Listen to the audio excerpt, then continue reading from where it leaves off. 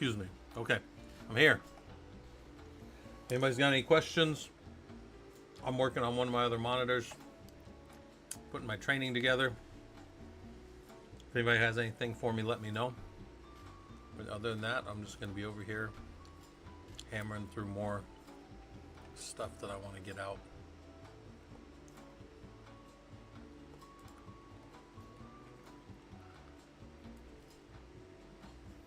Got a few more labs to add at the end here.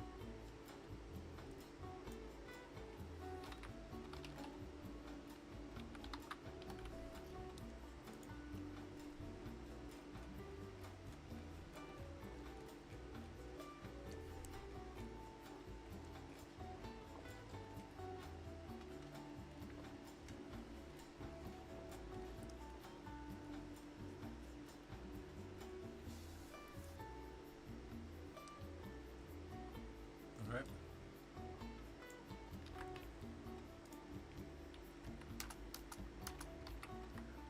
We're going to make lab 4.6. That's going to be running a registry. And then we're going to make a 7, which is building container. All right.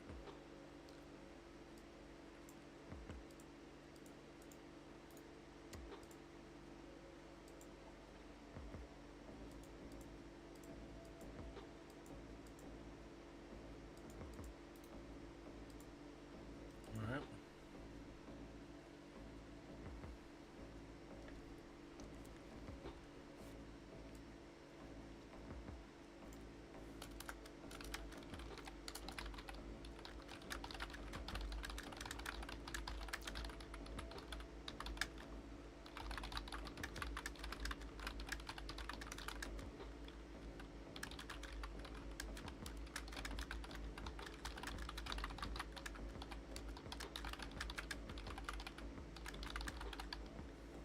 All right. Yeah, how's it going, Satayo? Or I'll just call you Satayo. Hopefully this stuff's useful to you. We are sitting here and just messing around today. We're not working too hard on anything. That's kind of the general theme this last week. Because I am working hard outside of here, so I have a lot of crap to do, so I'm busy working on that. Let me keep building this training, and if anybody needs me for anything, just let me know.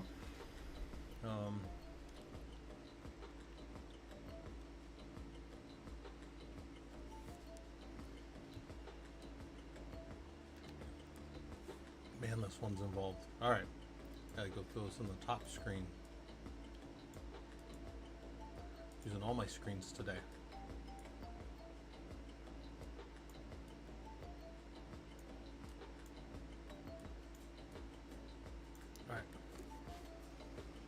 Yep, let me know if you guys got anything too crazy going on.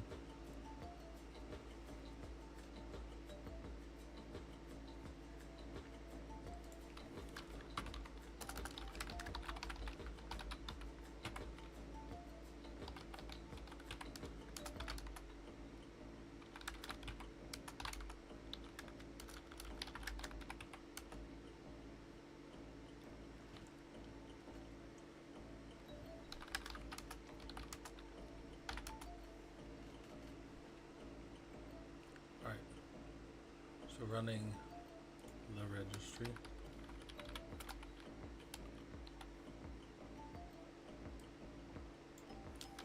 CD to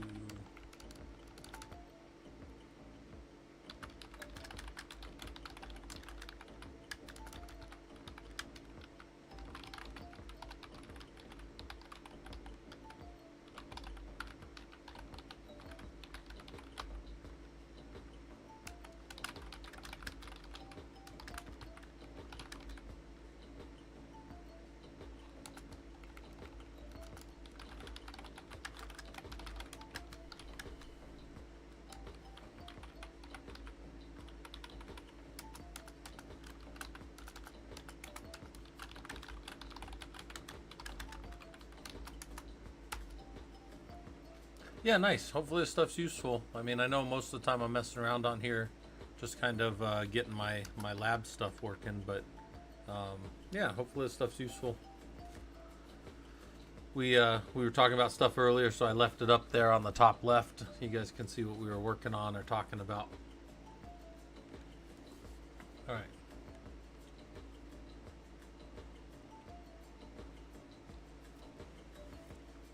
So I'm gonna verify certs. Verify that the certs exist.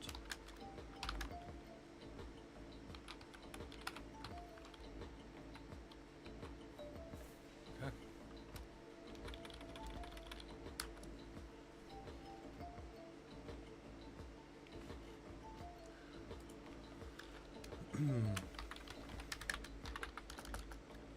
The password for the registry.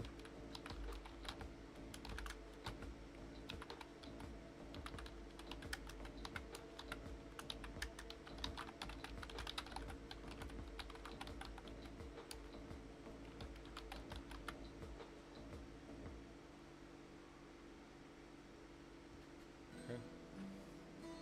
Make sure I can see all this. Yep. Storage.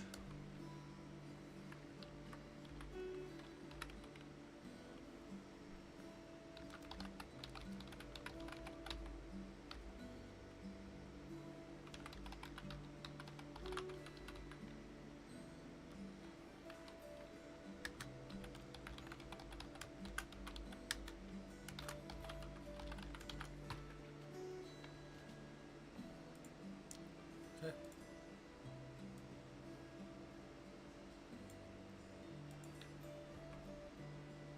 It's good there. It's all good out there. Huh. Suggests that I'm overworking. No, I'm probably underworking if we're being honest here. But I am streaming a little bit more than I normally do. But that's okay, because the wife's not home yet, and when she gets home, we're going to eat, and then we're going to hang out for a bit, and then I got to work on a paper, so that will be feeling like I'm overworking at that point.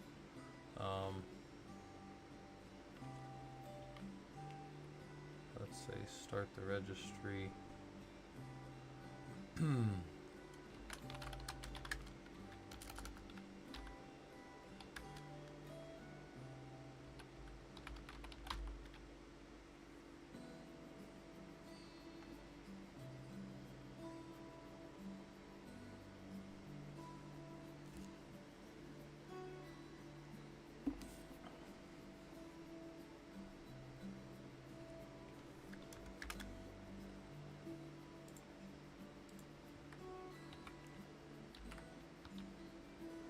I'll team it.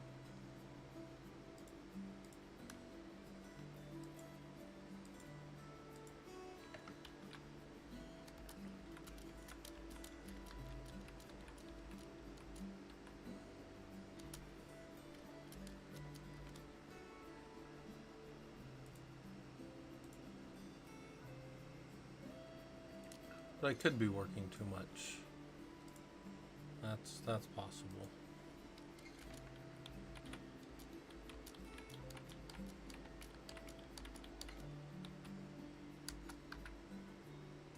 All right. But other than that, yeah, we're just hanging out. You guys are welcome to hang out here or down on the Discord. I'm constantly telling you guys about verify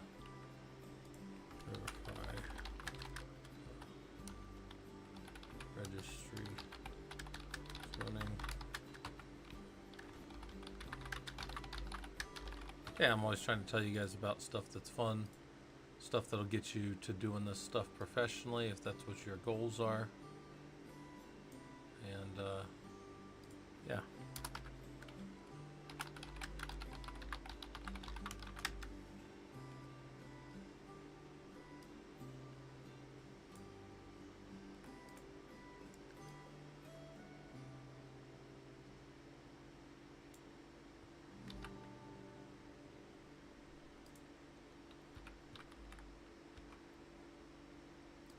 Then we test authentication.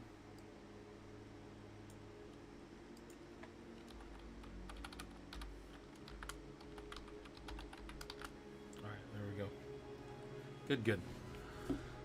And then build a container.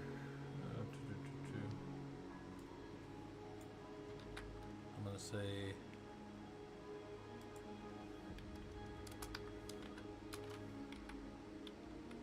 if needed,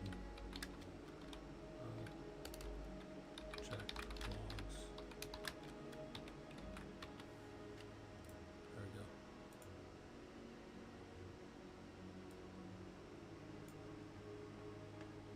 All right, that one's done.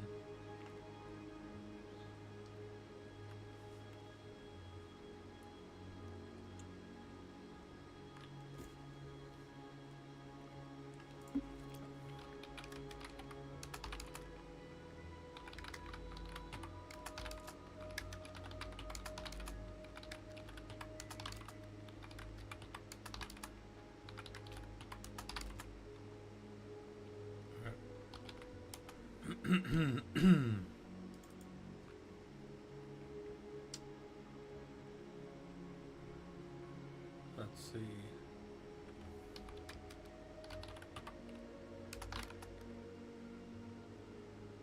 Yep.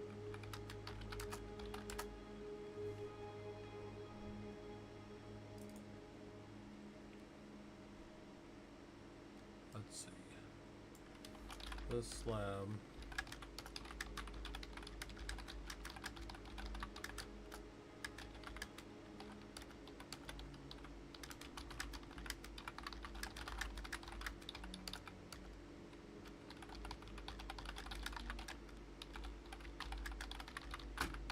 All right.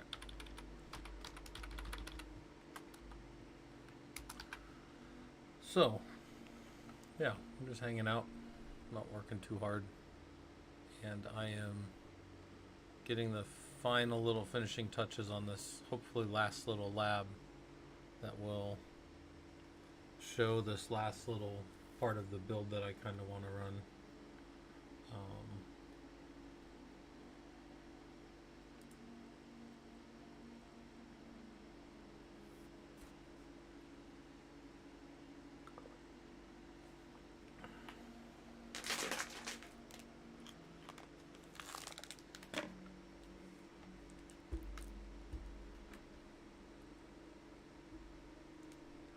I gotta go find where they built all these out of now.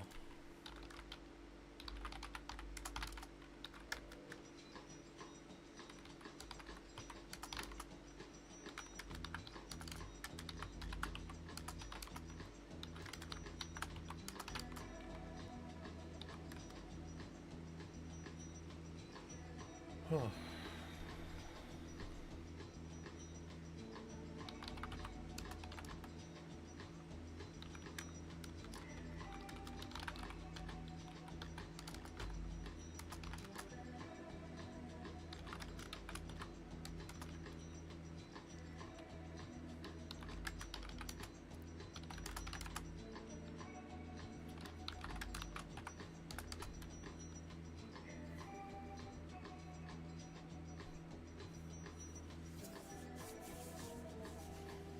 All right, we're gonna keep building this out, and I think this last part will just be to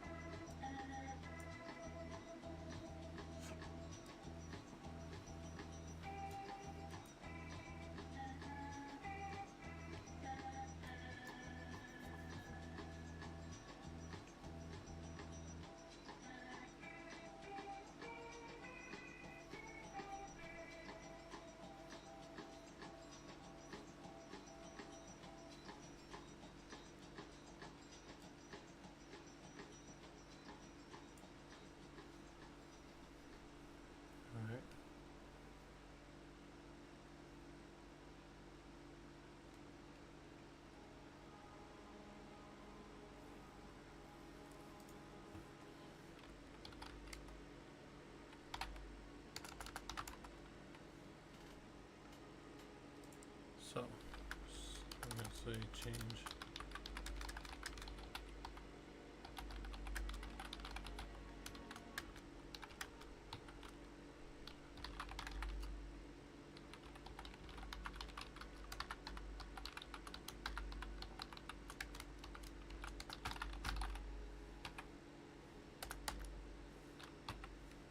Okay.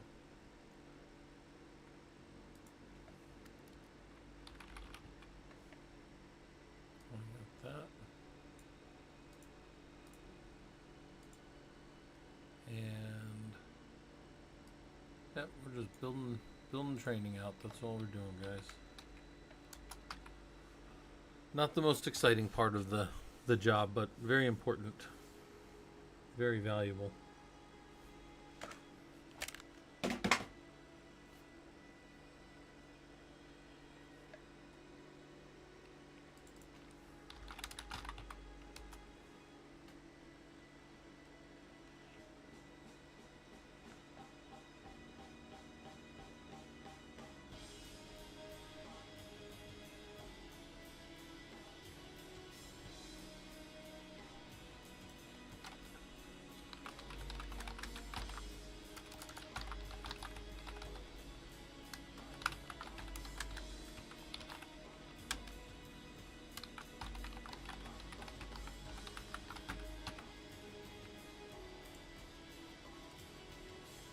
Trying to check the example file.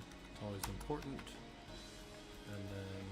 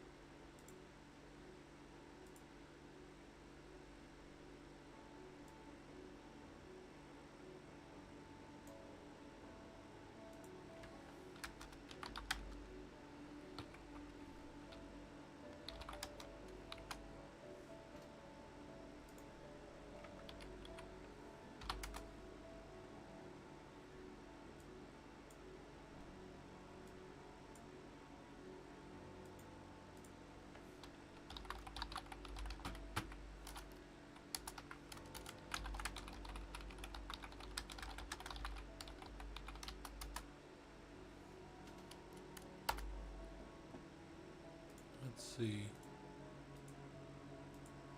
Down with the shortness. I was watching your monitoring Linux and a monitoring project for your portfolio video on YouTube after you stopped streaming earlier, and I'd be curious if you could elaborate on a point you made. You said that it was better to take an extra step to get the information to Grafana that rather than showing it to InfluxDB. You said InfluxDB was too in the weeds, like showing the laundry room. I'm curious how a Grafana dashboard would differ from an InfluxDB dashboard. All right, so for InfluxDB, it's not designed to show users. So Grafana, you can have read-only dashboards. Grafana, you could have multiple users only seeing the parts of the data that you want them to. Grafana is just, you could have playlists, so Grafana can be flipping automatically through different things. You can set up a dashboard in Grafana, and then the users will just set their time to whatever they wanted. But with like the InfluxDB, you're looking at like a raw query. It's almost like you're looking at a bunch of sausage that hasn't been made yet. And I mean, I don't know if anybody here has ever seen sausage made. I don't think a lot of people would like it if they did. So maybe they like sausage, but they don't want to watch it made. And that's kind of like the InfluxDB is like back before what you would give to a user. Plus, giving somebody access to InfluxDB, even read-only type stuff would be more of a hassle because it's not really designed to do that. They'd have to query the way that you set up or showed them. So while it looks good, it would also be any one page of InfluxDB is only going to give one query. Whereas like even if we go on my screen right here, if we go right here, I mean look, 1, 2, 3, 4, 5. So I have 6 queries here, and are those against InfluxDB? Let's see. Yeah, those are telegraphed to InfluxDB. Yeah, so this is like there'd be no way to give this kind of level of aggregation right here in InfluxDB. I could show one of these to a user, but I couldn't pull them all together like that. So you can build up a dashboard that has multiple. Yeah, that would be the easiest way to put it. Also, again, like look back here. This one is 7 days, and this one is 90 days. But you couldn't do that, and you couldn't just flow in between days like this nearly as easily in InfluxDB. Hold on a second. Something's busted in my lab. Something is legitimately busted as of the 13th. Hold on. I hadn't noticed that before.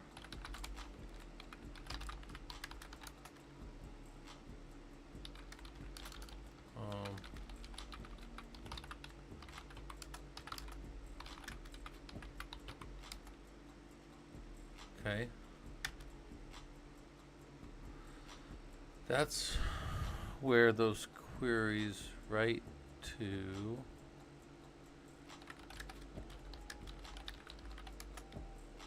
That's my InfluxDB.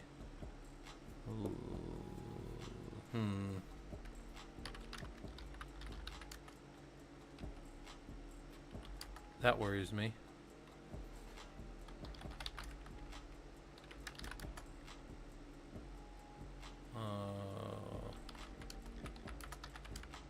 That doesn't bug me as much, but something stopped running in my home lab.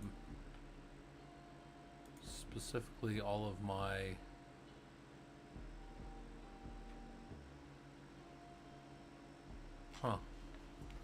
yeah. That's a weird thing to see in my home lab.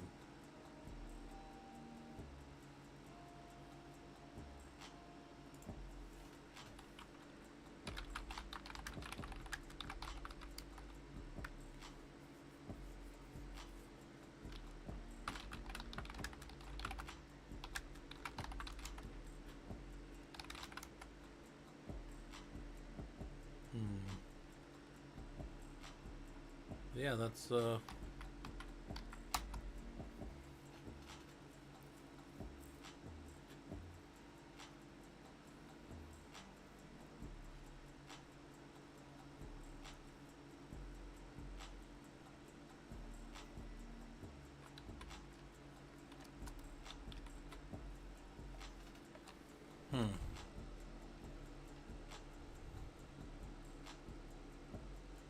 that's a strange. Oh well. Alright. I don't care that much, but it is interesting that the lab's different. Oh, Down syndrome. You're saying you're still talking about using InfluxDB? Okay. I mean, yeah, I guess, yeah, use it. I'm not telling you not to use it. It's just not, that's not what you do with it. But yeah, I mean, if that's what you, I mean, if you want to do some and use your aggregation tool as your presentation tool, I'm not going to stop you.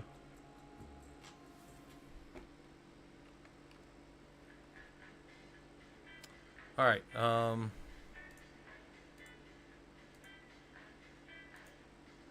am I at here? So building a container. And then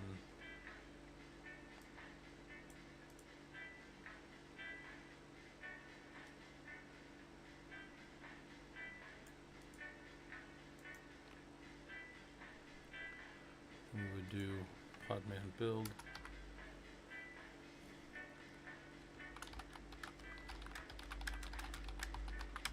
copy this over to your own directory.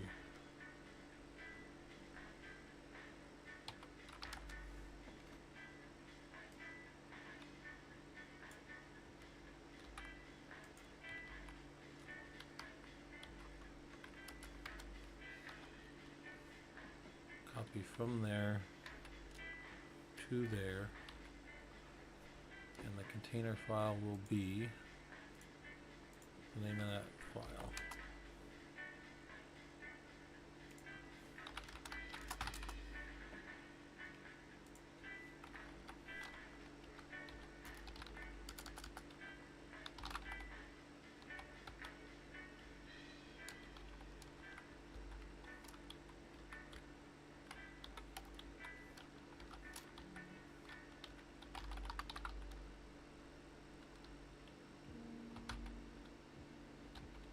Right.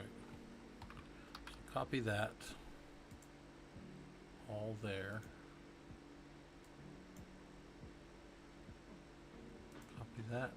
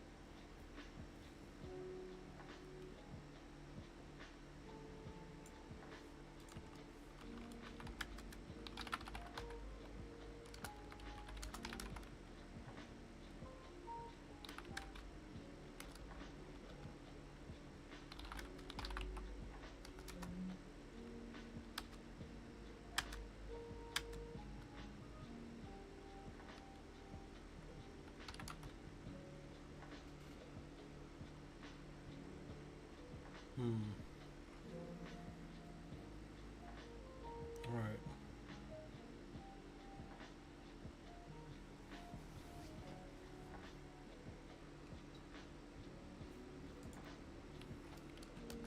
Change your directory and build your pod,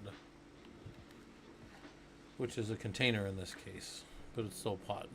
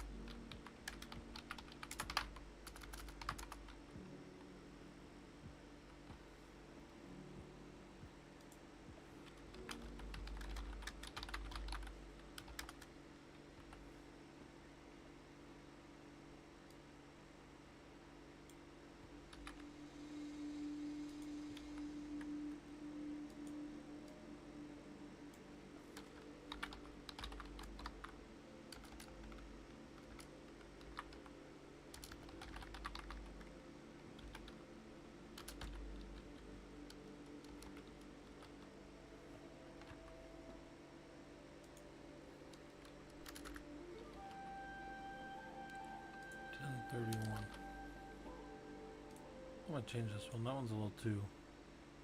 Song was a little too much.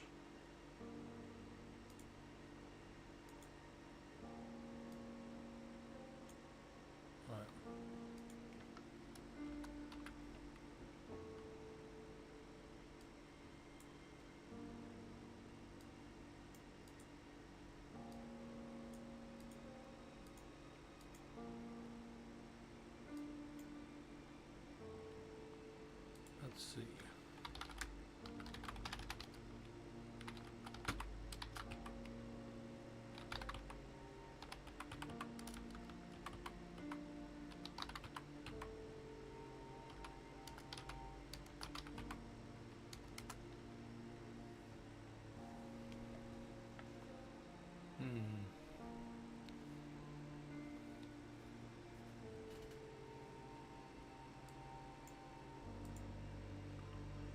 Say to export this.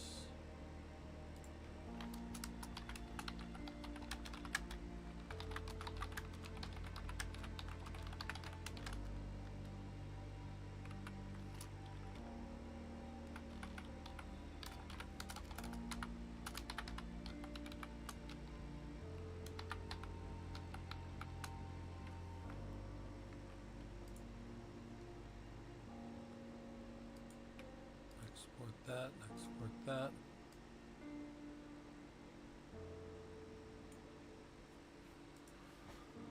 All right, build that.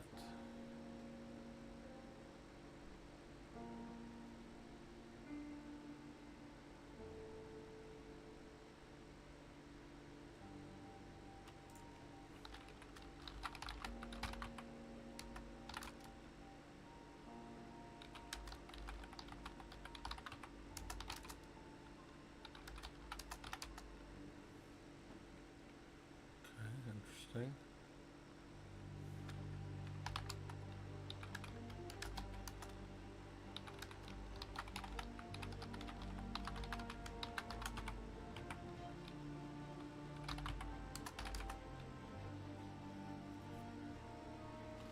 Not 100% sure what's going to happen when I run something here.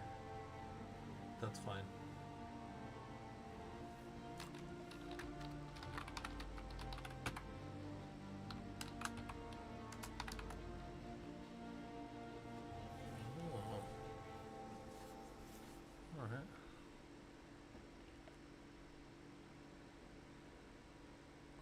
Fruit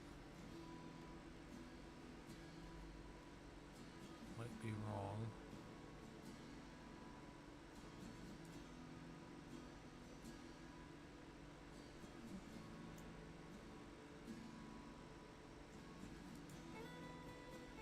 I see. And then save it.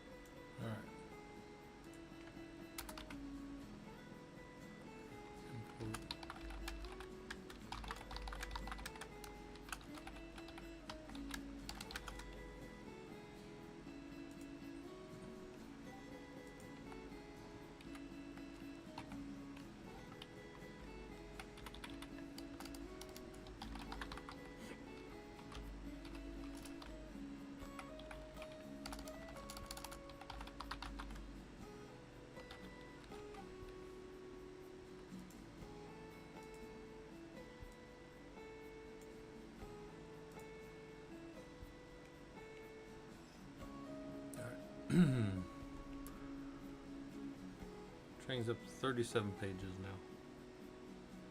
That's kind of a good little jump for me. And then I gotta count them up again. It's 20, 29, 36. Got 36 of them now.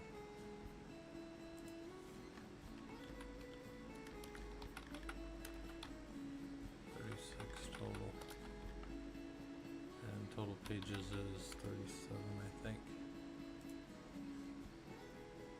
Yeah. All right.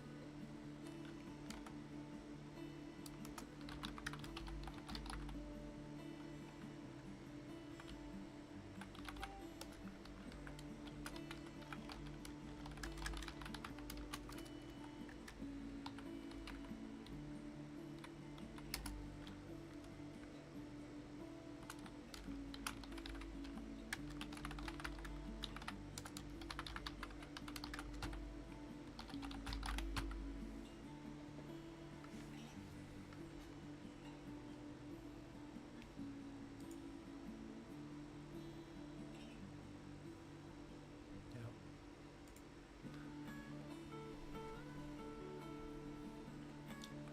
It's 20 slides now. All right.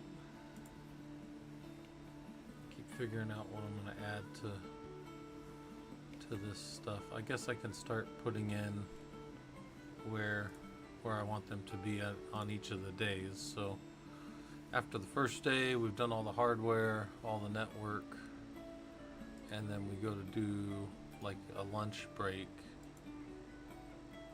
and it'll be labs. Nope, I don't want to do that. Okay, this will be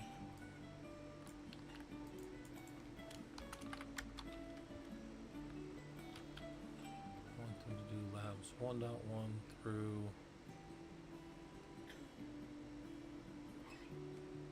1.3. Lunch storage software.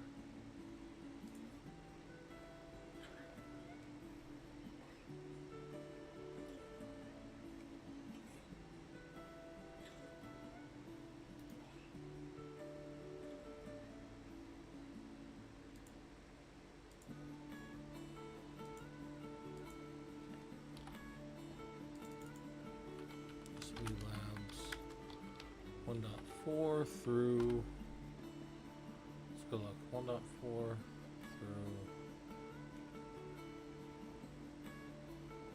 1.11.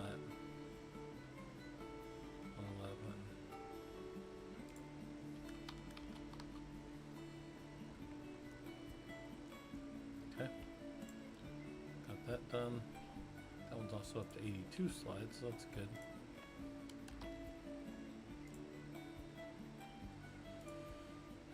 Next one is werewolf.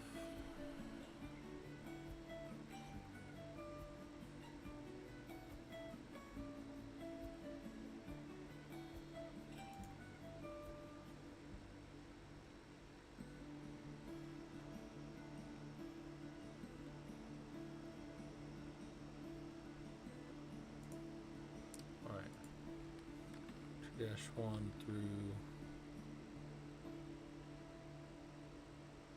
2-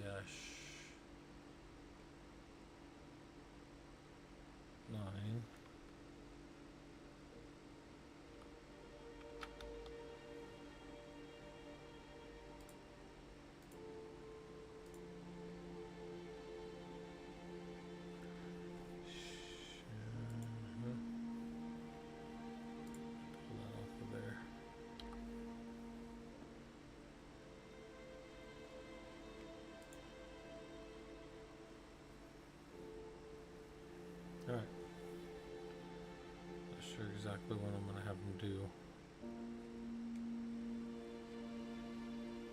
Lunch and all of that.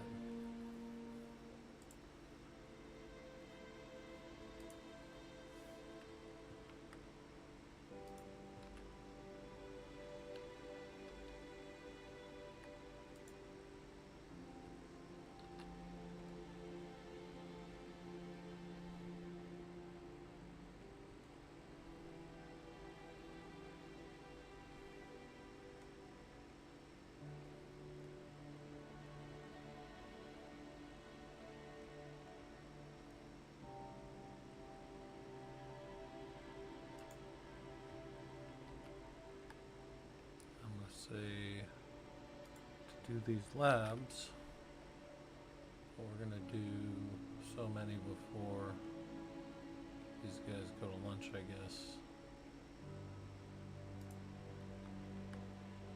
So that would be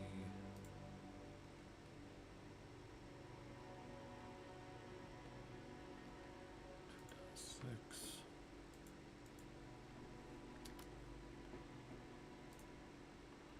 And then 2.7 through 2.9 at the bottom here.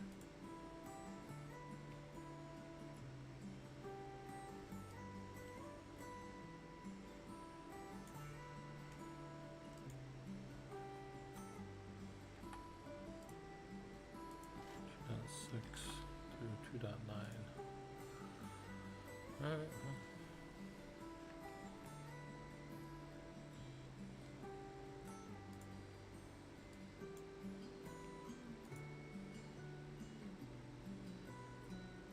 And then darker.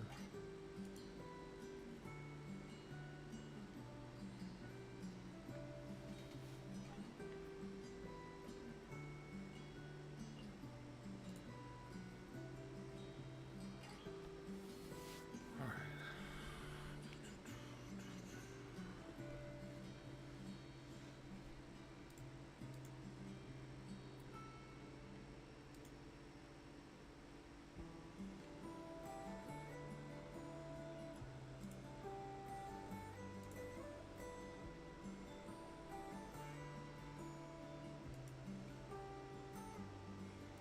Three, 1, 2, 3, 6, 3, 7.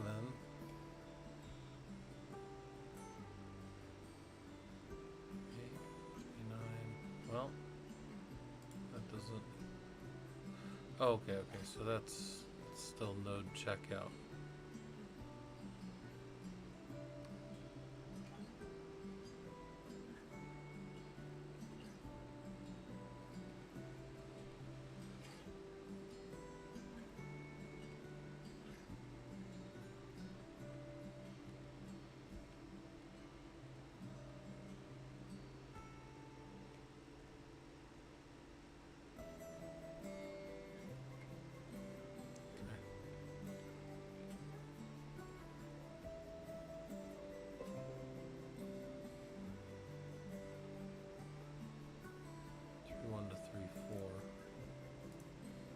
That's what I need. And that'll be 3.5 through 3.9 at the end. 5.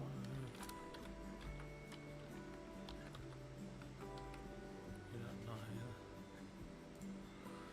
And then the last day.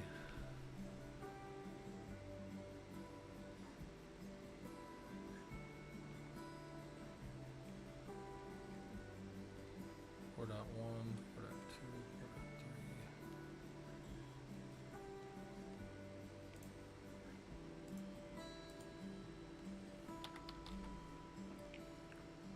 And then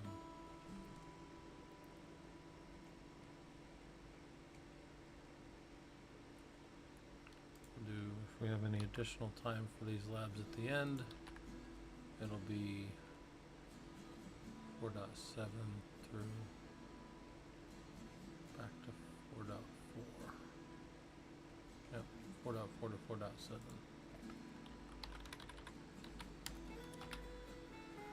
Alright, there we go. got that stuff all. That's all good enough.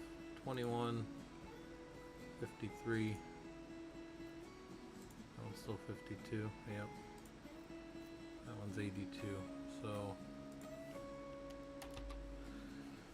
I still want to have a few more labs at a minimum to be happy, but or a few more from start to finish kind of here. So let's see, 82 plus 52 plus 53 plus 21.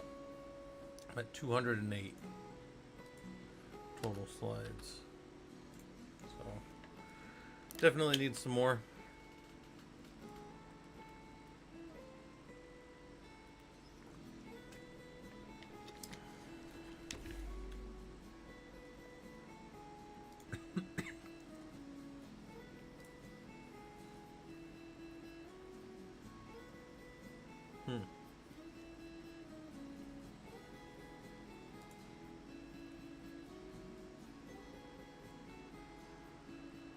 All right.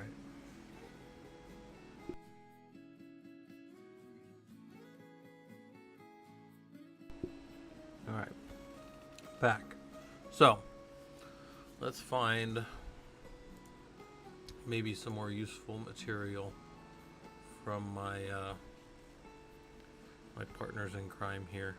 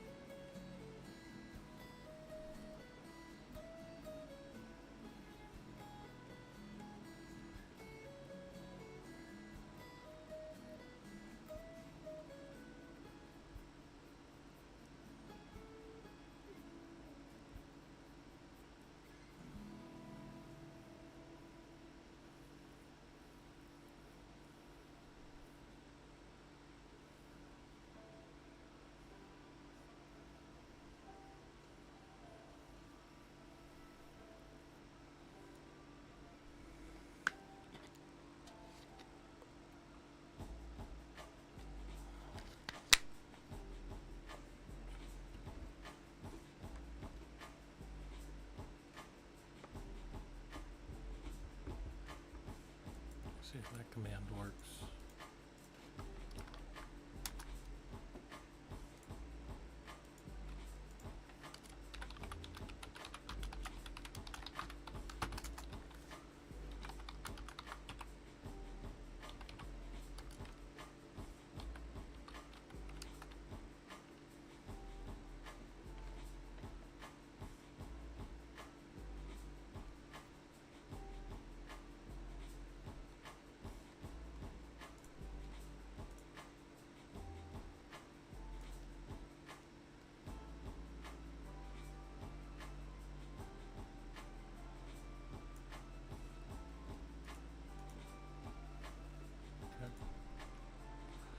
Another command to show.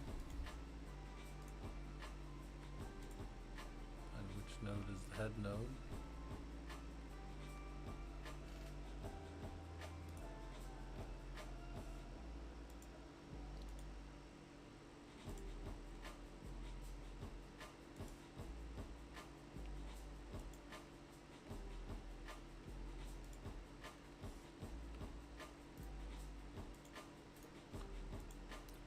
side.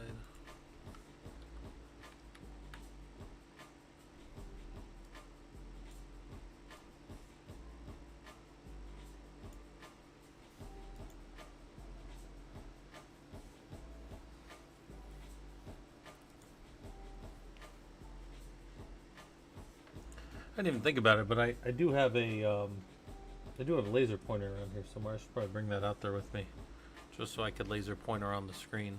Although, I guess if I'm using PowerPoint, I also could do a laser pointer right in PowerPoint too. We'll figure it out. Not that big of a deal.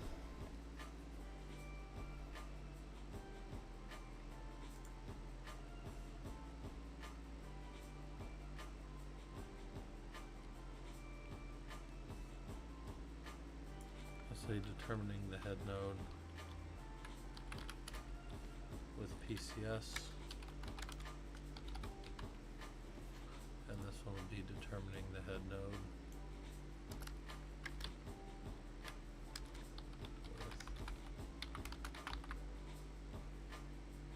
with different tools, CRM mon. Which I need to make. I'm going to make some labs for you guys on the Killer Coda site for building up, like a highly available just web that shares a VIP. That is completely different. Being highly available in that way is a completely different concept than like a reverse proxy, where each node is on its own. So there's difference between like a cluster that's aware that it's a cluster and nodes that are just doing stuff that are behind a load balancer. Both of them provide high availability, but they do it in completely different fashions. And when we go to the engineering side of the, when we get out of the Linux System Administration course at the end of December, and we go to the, we're going to go out of the Linux System Administration and go into engineering. One of the concepts I'm going to heavily hammer into you guys is the different ways to do high availability. So in this cluster, we're doing a different type of high availability than you guys normally see with like Kubernetes or something like that. This isn't a way that a Kubernetes resource tends to be stacked. They tend to be behind a load balancer, behind a service, right?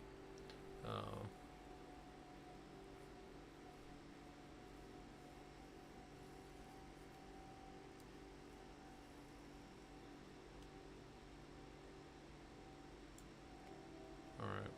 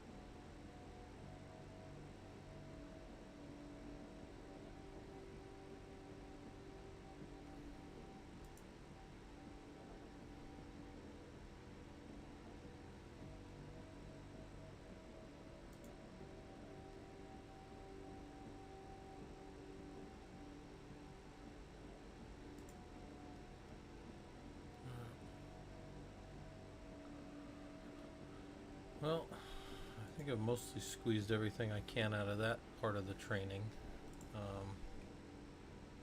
53 here and 82 there. 82, 53. had more. 53.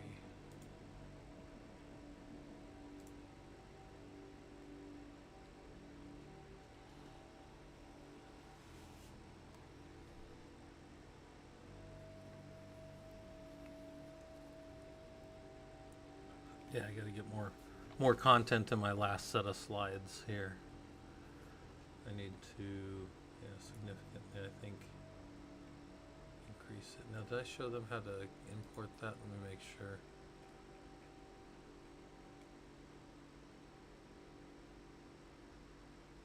Alright, I did that one, so that can go away. Alright. Hopefully everybody's having a pretty good day. We're just hanging out, not working too hard. I think we're on, we're hitting an hour right now. You guys can mostly just hang out and let me know if you're doing anything interesting. Whole reason we do this is to let you guys know that there's a professional Linux users group out there where you can go and hang out with other, you know, like-minded engineers, try to get into the industry, all that good stuff.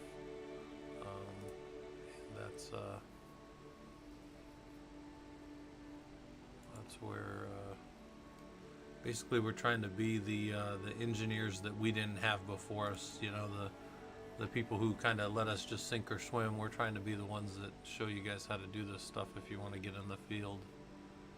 That's our goal around here.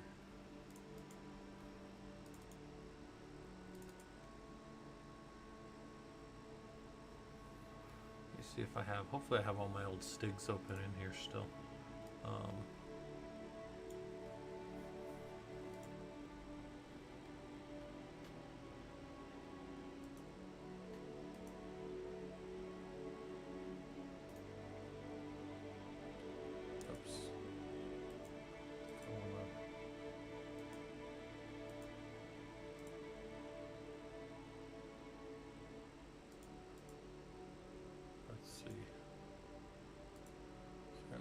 This one because it's older, and then technically I can remove that one because it's older too.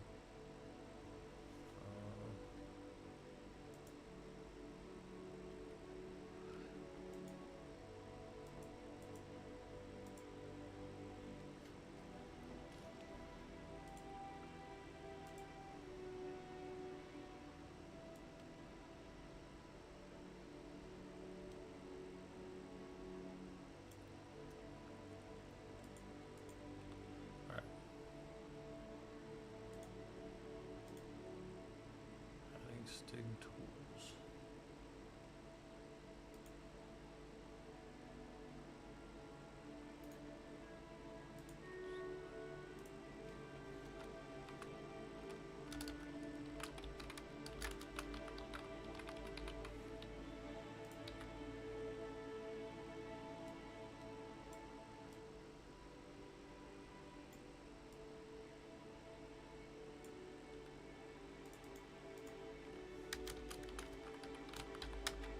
Hey Lecker, commence. Hopefully this stuff's useful to you. We are, again, not working too hard right now.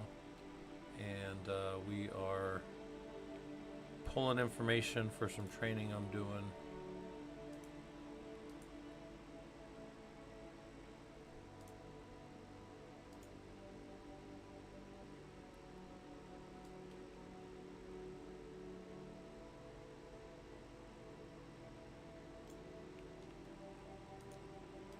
Not working too hard though.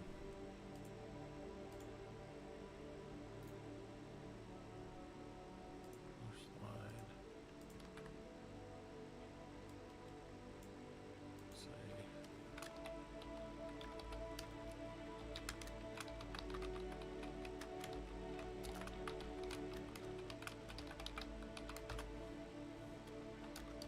Switches.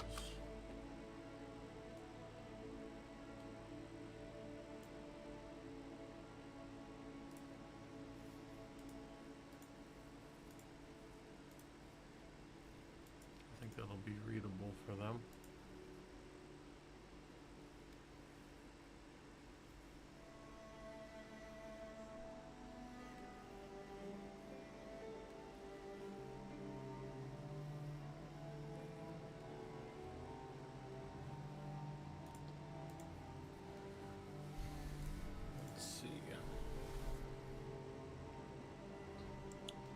more Stig tools.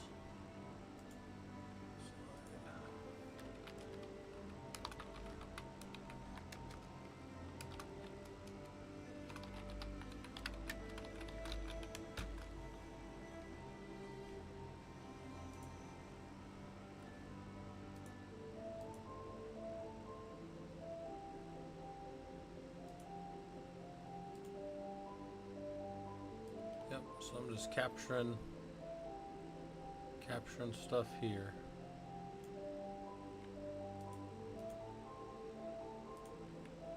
That's all I'm doing. Getting my training as filled up as I can, because I got to talk for 32 hours with these guys, so I want to make sure that they have as much time or as they can pick up as much stuff as they can.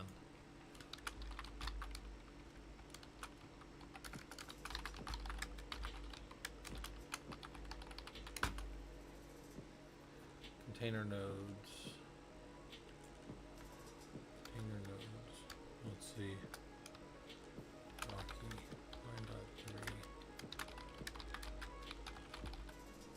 9.3. Rocky 9.3 nodes in the cluster.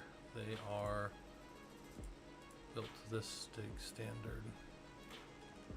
We've done quite a bit on stream of like the Stig standards and me showing you guys kind of how we harden boxes and what that process looks like, getting nodes ready for being released into a live environment. Why we take so much time securing them so they don't crash and burn. They don't get crashed and burned by people. I mean, obviously nothing's 100% secure, but we run standards so that we can hopefully get things as close as we can to the closest we can to secure, even before we get to layered. Obviously we always do layered defense, but we can harden stuff before that as we kind of go. Alright, I've got this one up to 25 now, so that's pretty better than we had. That'll be 25. And we're going to call that, let's see, A2 plus 53 plus 53. 213.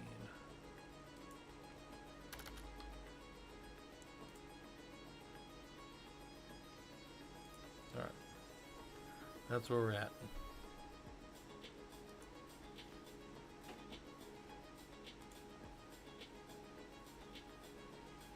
Also, yep, you guys are always welcome to hang out down there in the Discord. If you need to go down in the Discord, there you go. I can send that just to YouTube. There you go. So there that is for you guys over on the YouTube side of things that want the Discord link. See if I can knock a few more of these out. So Stig tools.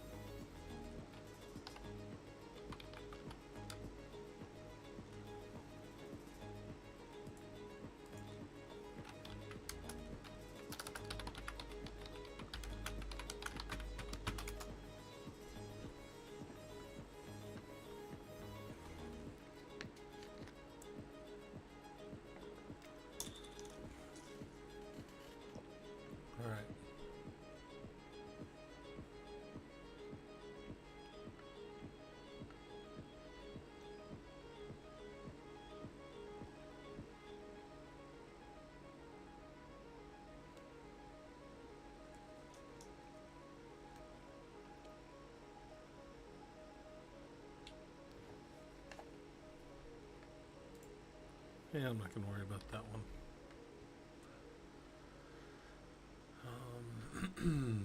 Let's see.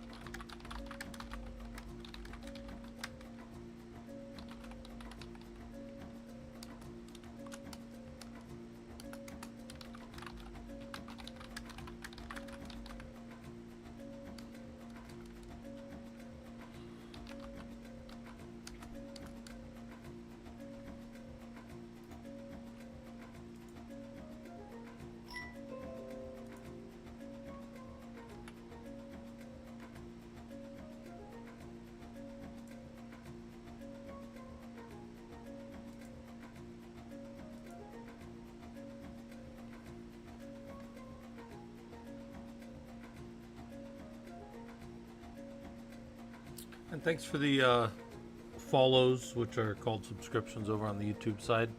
Hopefully this stuff's useful to you guys. We're just, again, not working too hard here today. I might be on later. I got a paper to write, so I probably will just do that on my own time. That's not really a paper, it's kind of like a pulling together of everything from the class to explain my stance on my dissertation, what my design methodology, research questions, all those types of things that you need to do for dissertation work.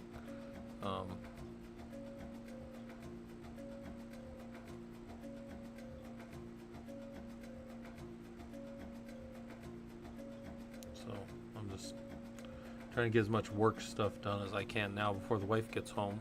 She'll be home in about a little over an hour probably, so I can maybe get some more stuff knocked out so I don't have to do it tomorrow. And then man, what is tomorrow? Thursday already? Jeez, we're already at the end of the week. And then this stuff, I'm pretty much trying to have this all done and cleaned up by Friday to send over to the customer. And then I'll fly out Sunday, and then Monday I'll be given the training. So should be pretty straightforward. Hopefully pretty organized by the end of it all.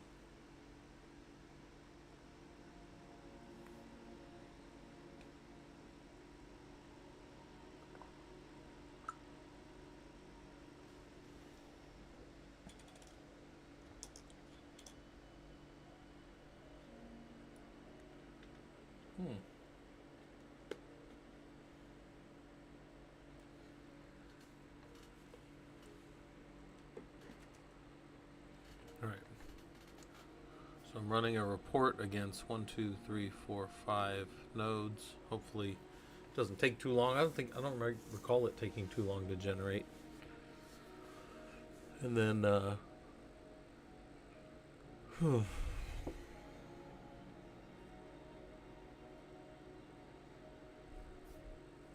then the users can deal with it.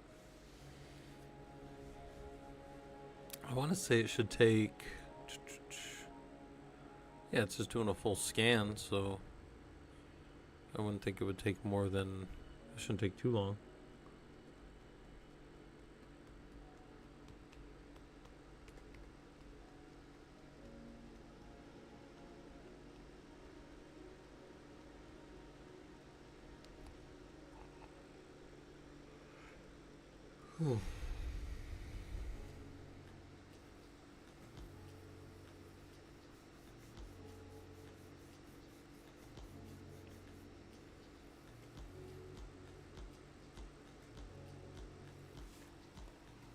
Nothing not changing. Ah, there you go. That's annoying.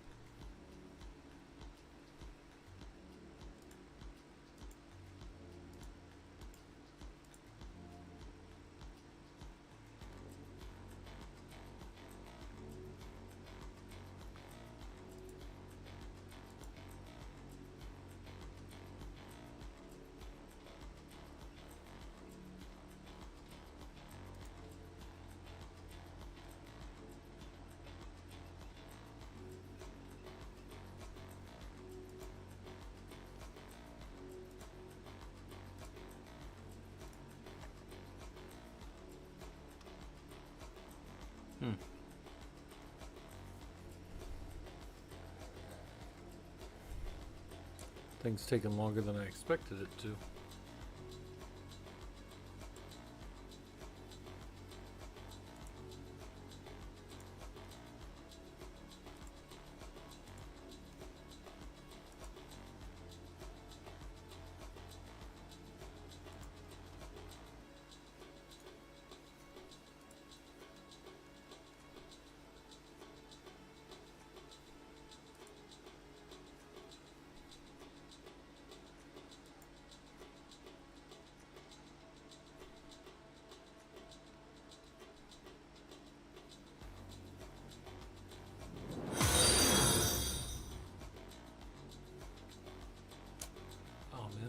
I need to fix my the Twitch alert's not in front of everything again like it should be. Ah, well. There it goes. Now it should be fixed. Thanks for the follow, Starwolf. Hopefully this stuff's useful to you. Although right now we're just kind of hanging out. We're not working out on this stuff too hard just yet. Alright, 2 of them have come back. We'll see if the other ones come back quickly.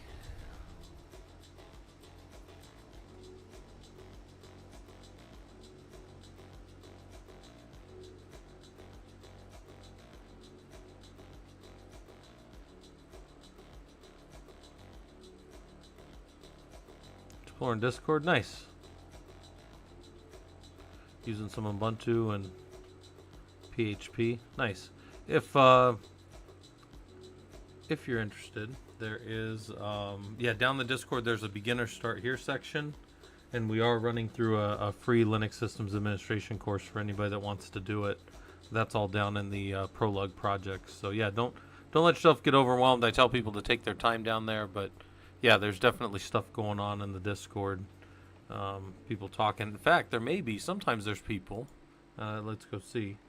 There's nobody studying right now, but sometimes there's people down there studying, and you can always just kind of jump in with them while they're working on stuff too. Most of the guys that are doing the study sessions are pretty good about anybody being in there with them. So, yep.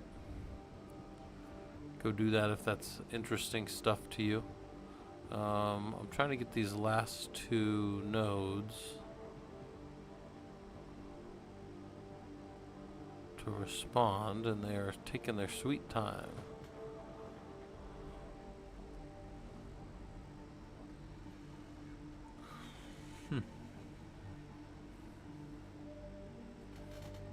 Right. But I'm just going to be working on stuff, trying to keep everything working.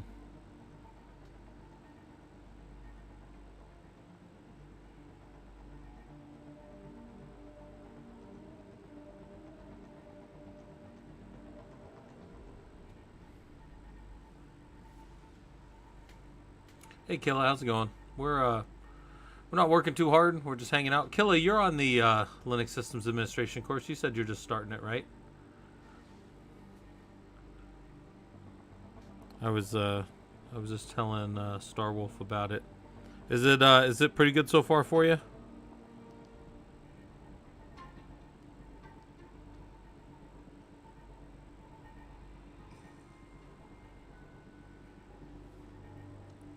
You didn't think you'd enjoy Linux? Yeah. Well, I mean, Linux is also, it's one of those things where you got to be okay with hanging out at the command line. And I don't think everybody's willing to do that all day.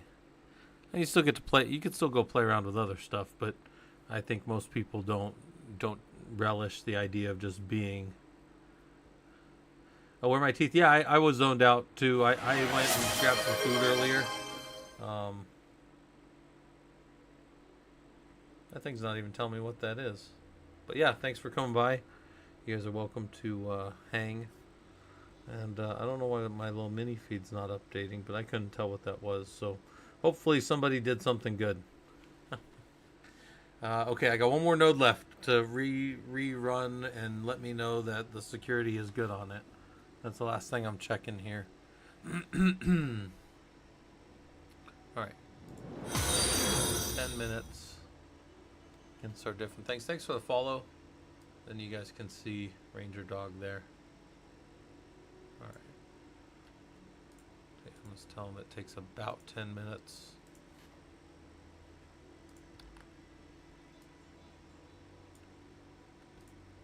Practice in the lab. It will take approximately 10 minutes, regardless how many nodes they're done. I'm gonna make sure.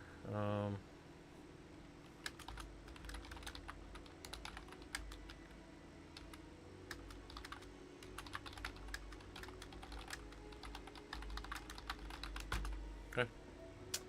I will put that there. So now we're up to 27 slides on that one. So it's getting a little closer to what I want. I don't think I'm going to get anywhere near my full number of slides that I need, but if I can get like even 40 on my last day, I think that'll be pretty good. All right. Trying to understand MTU, maximum transmission unit. Yep. I haven't used Wazoo. Some people were talking about it, and people were telling me about it. So it's just up on. Those are my topics from the other day, Starwolf. The topics from yesterday, technically. So yeah.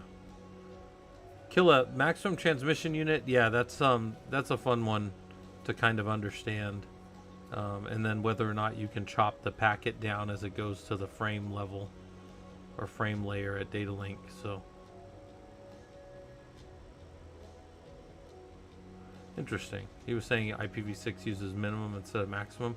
Yeah, it's probably minimum so that it's going to be whatever the smallest that it can use is. I think that's interesting. That's probably super efficient too. It probably uses the minimum one to send so that the traffic is super efficient. That's very smart.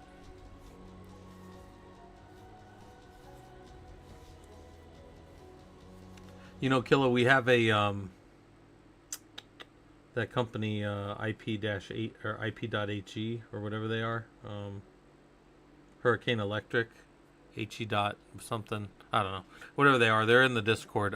They have IPv6 training that's free, and the certification's free as well. So if anybody wants to learn more about IPv6, they've got a whole little certification. You get a nice little cert to put on your resume. So yeah. I haven't went through it. I know a few of the guys have. Might be good. Might be a good little thing for me to kind of pick up and practice a little bit. That would be good.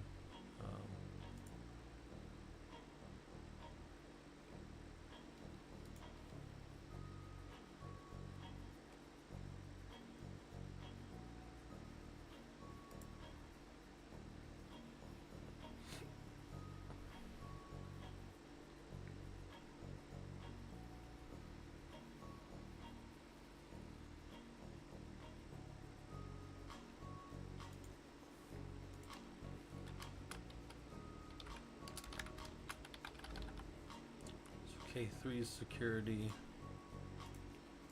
will be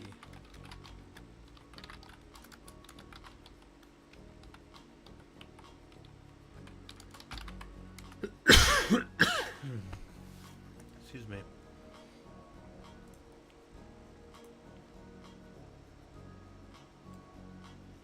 I've got got like an allergies related cough that makes it sound like I'm a smoker or something. I assure you guys I'm not a smoker, but I feel like I sound like one. Alright.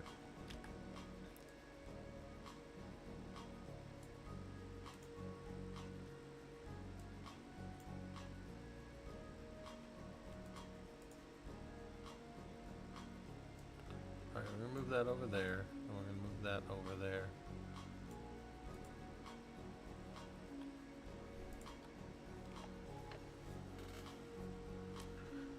Killer Coda is a great place to start. It's free. That's one of my favorite things about Killer Coda. I've been telling people about it for a few years. Me and some of the other guys just build labs out there for you guys, and they're all free as well. So like everything on Killer Coda is free, unless people want to pay for it. But I tell people they don't have to.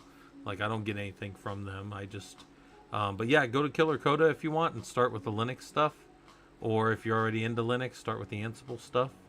And you know, if you want to go spend time on our Kubernetes topics, or if you just want to go on Killer Coda and do, you know, a few thousand other labs from people, there are so many good things on there. And my favorite thing about Killer Coda, besides it being free, is it drops you into a terminal shell. So like when I'm showing you guys stuff sometimes, and we're like talking through a lab or something like that, you guys can be in the exact same environment as me for free, which is, that's the hardest thing to teach somebody. Like when I'm trying to teach somebody and I'm in Red Hat and they're over in Ubuntu, there's not much that we're going to be able to do. I mean, I can show them around Bash, and I can show them like their dot files and stuff, and like we can reboot servers and stuff, but that's like all we can do. Whereas if we're in the same exact environment, I can show you where the configurations for the network are and how disks are laid out, and I can show you all kinds of things that I can't do if you're not in the same config as me, you know, if you're not in the same exact server as me. So that's one of my favorite things about Killer Coda, is it's just so useful for people to learn. And man, I mean, free is the best thing if you're new to the industry, right? If you maybe don't want to spend a lot of money and you just want to see if you like this stuff, I'm a big fan of you guys getting on there. And like, look, if you do 20 hours of Linux and then you put it down and go, that's enough of that, I get it. That's not for everybody. That'll mess you up, man. I mean, for some people, that's not what they want to do. But for somebody else, they're like, I can't take enough. You know, I can't get enough of this. And then there you go. Now you spin off and do some of these other things and find some of these other pieces that are interesting to you. So, all right. Yeah. So let me check I'm up to 27 slides on this one. All right, it's still 27. All right, I got to figure out something else to pull over there. So let me look.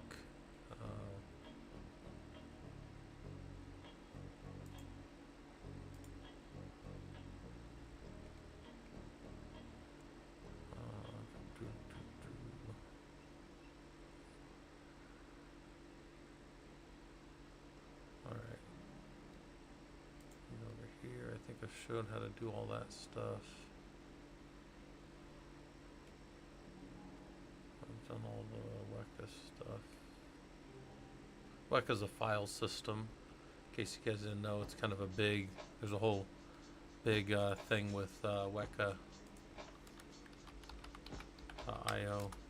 If you guys have never seen this thing, they're just like a big data platform, speed, simplicity, scale. That's how they say it, right? And then, yeah, come on, man, I'm training people on your stuff. You deploy it anywhere. They talk about like how their platform data works and how it kind of works. We got solutions here. This one's lots of small files. See if they'll let me actually just download the solution. Oh, they will. Let's just open it right here if they'll let me. Yeah, there you go. That looks fun. Lots of small files. 6 million files across 10,001 directories. What's that timing look like? Cloud to rescue. Lots of small files, problem on premise and in the cloud. Appliance file system, parallel.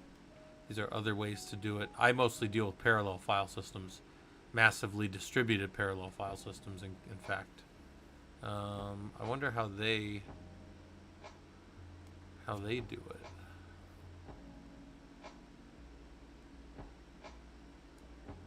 Hold on. They're doing multiple virtual metadata services across CPUs in the cluster. So each node this is another one of those bring your own disks. Thousands of buckets, each virtual metadata server access, all part of the namespace. It's clients access files. Okay. Everything in 4K chunks, that's pretty standard. That's interesting. That's a nice little white paper there. So they got different white papers, it looks like, for people that want to understand a little more about how some of that stuff works out there. So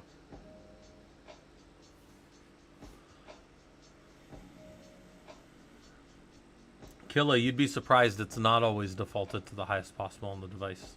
It defaults on Ethernet 2 networks to 1500, but even then those devices can go higher, typically to 9,000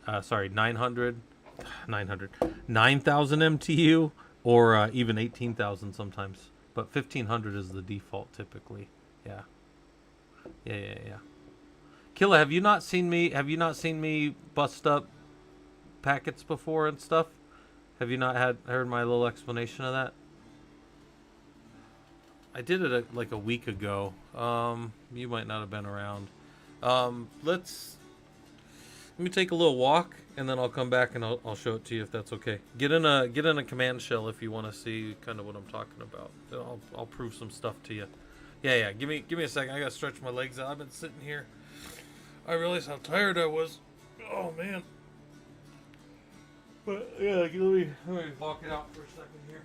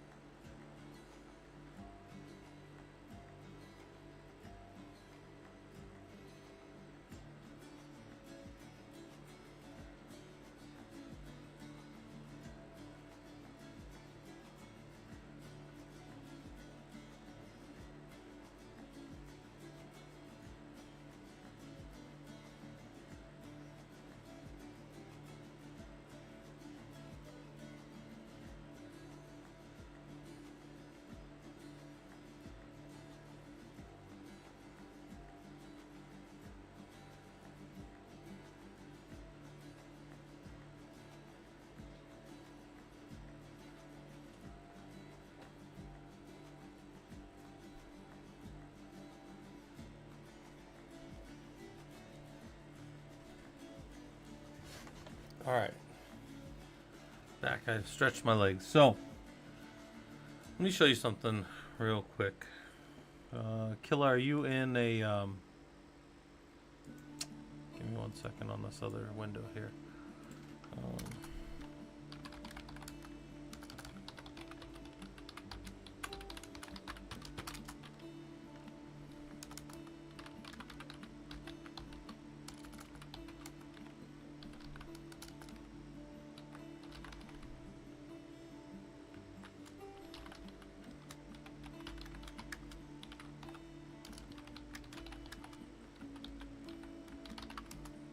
Alright. Booting up into Putty. Getting some kind of command prompt. Some kind of something. I'll show you something from my jump box here. You should be able to see that. This will be a nice little jump off of training. Of building documentation for a second. I guess I'm still training you, but I'm at least not building documentation for the second. Alright, you're in a box. So, all the data. Is it a networking class, Killa? Hold on. Let me. All right. Hold on. Let me go. Just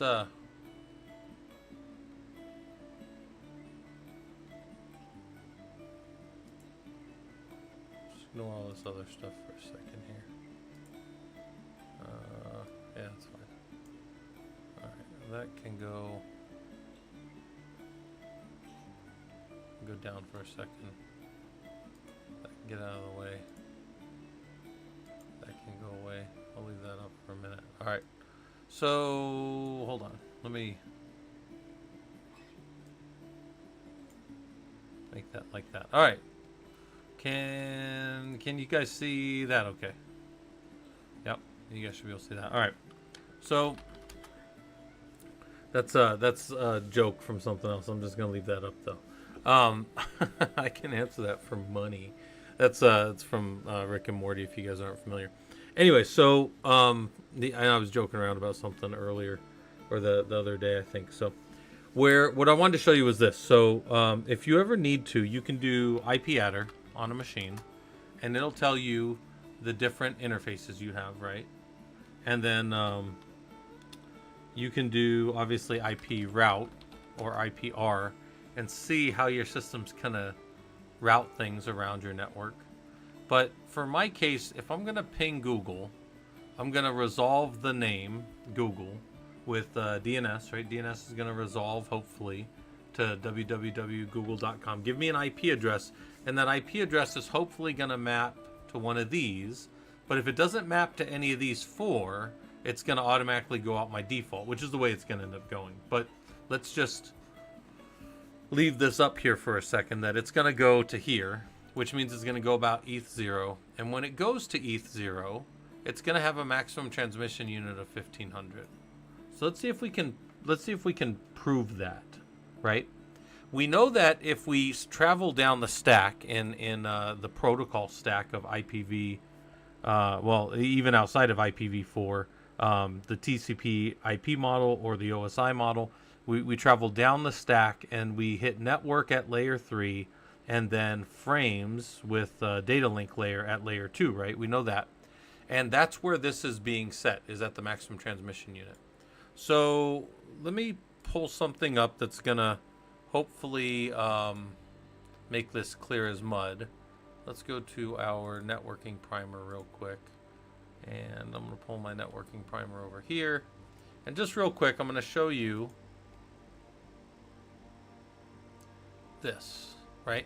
We're going down, and it could be drawn if we wanted to, that as the data are flowing down and they're becoming segments and being recognized as packets because headers are being applied, that what's really happening, and I need to kind of draw these lines, is the header and segment here are slid down into the packet.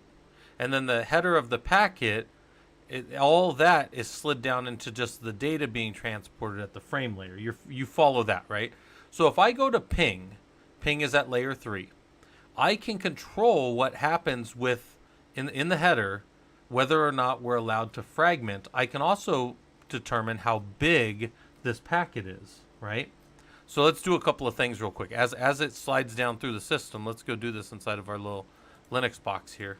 And let's just say I want to clear the screen, and I'll say ping, and I'll say the count is 1. I always just want 1. And the size is, we'll go 1400 to start. And we're just going to go to www.yahoo.com, all right? And it says that pinged Yahoo, it found an IP address, and then it says that even though I said 1400, there was 28 added to it, probably for the header, and that went ahead and happened, right? And then I'm going to go ahead and I'm going to make that 1500. And I'm going to try to ping Yahoo with 1500.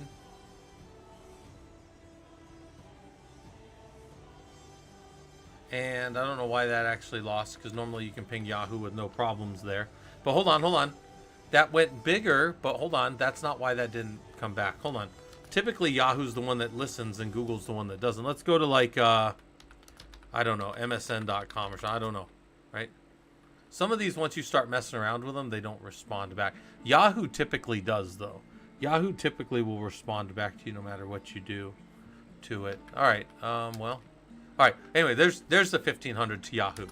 So, but that says 1528 right there. So wait, so somebody's lying to you.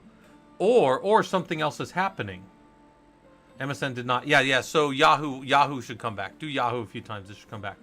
So then go back over here, and what you're not seeing happen is this packet that is 1528 bytes long.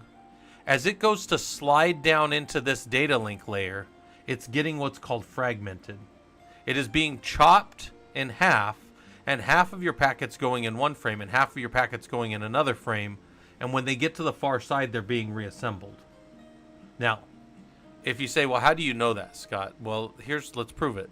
Let's go back over here. Whoops. Let's go back over to, oh shit, what happened? This. All right, let's go back to this. You see this? Let's do that same thing, and we're going to give a dash capital M do. So we are going to say do set the don't fragment bit. I know it's weird as shit. I know it's like bad English. We are going to say yes, do set the don't fragment bit. And now see what happens.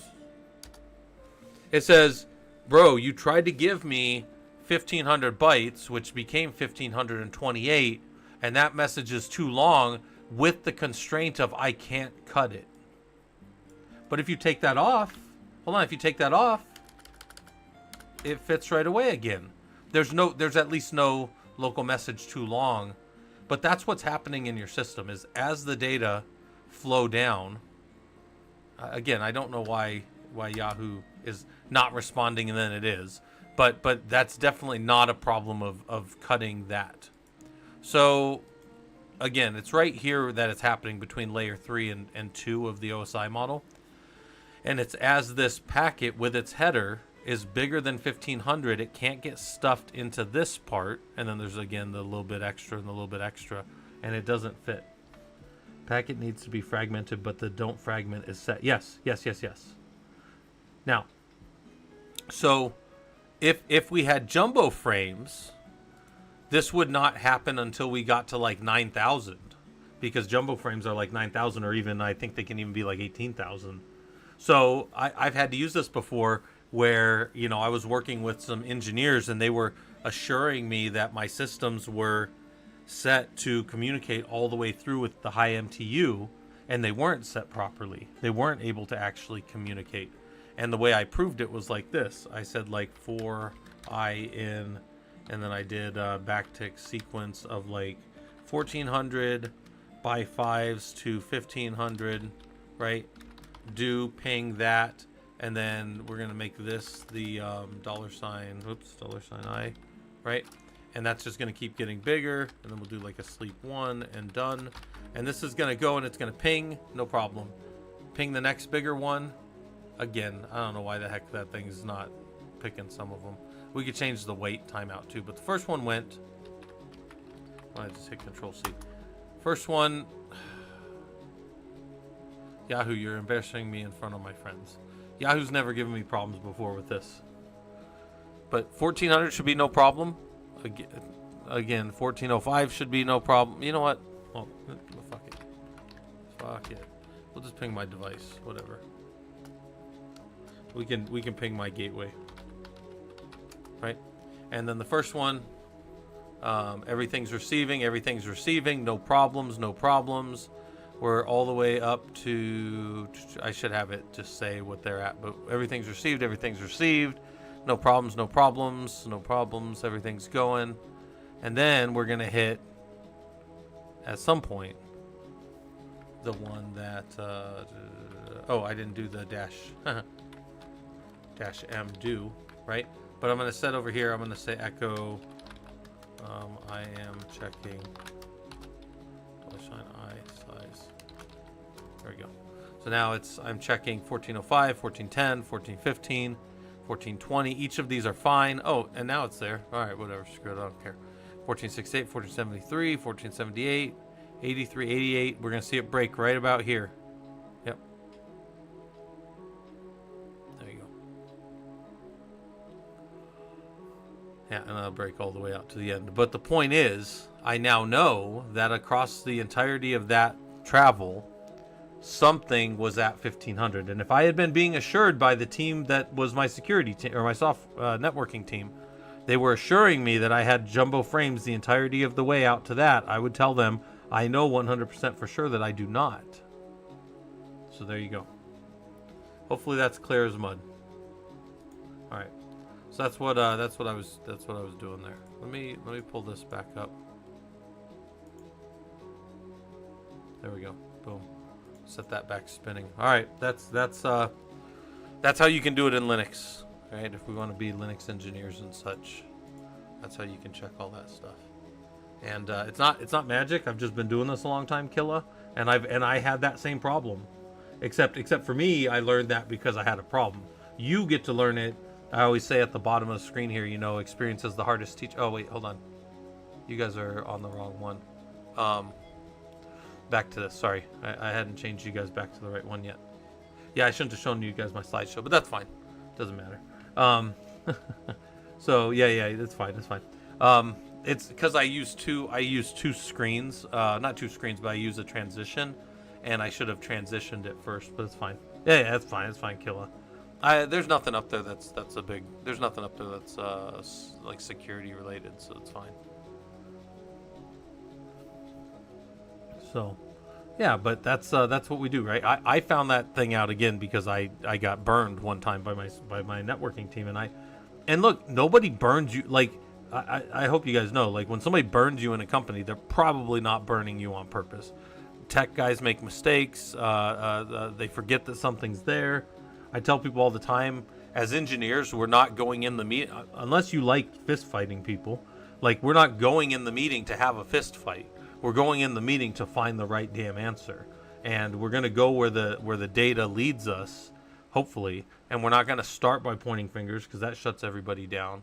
And we're going to figure out, like, kind of what's wrong with the system. What's the thing? So anyway, so that's how that goes, right? Like, and when I approached those guys, they were all good guys, and they didn't mean to put me in the position they did, and we got everything working. So, it was all good. All right. So let's see if I can do. All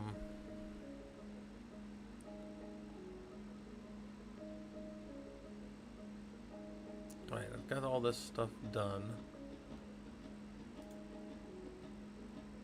82 slides, 53. This one's 27, so nothing to update. All right, I gotta think of what other things I might want to add to this. Yeah, but hopefully this stuff's useful to all you guys, right? Like, we just gotta get our hands on it and get down in the weeds on some of this stuff, and we can.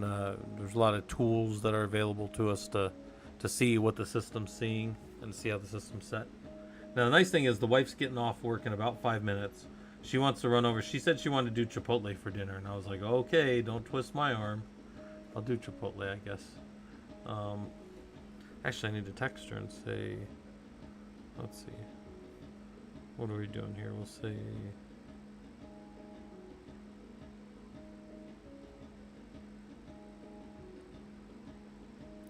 tell her steak for me. Sometimes I do chicken burritos, but I'll do a steak one today. All right. What else do we have here?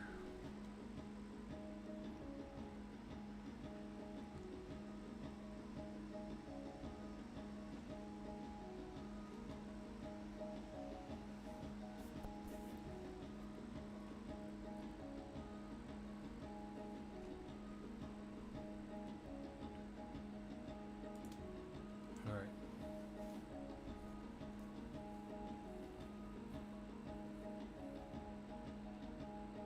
36 labs. That's getting there.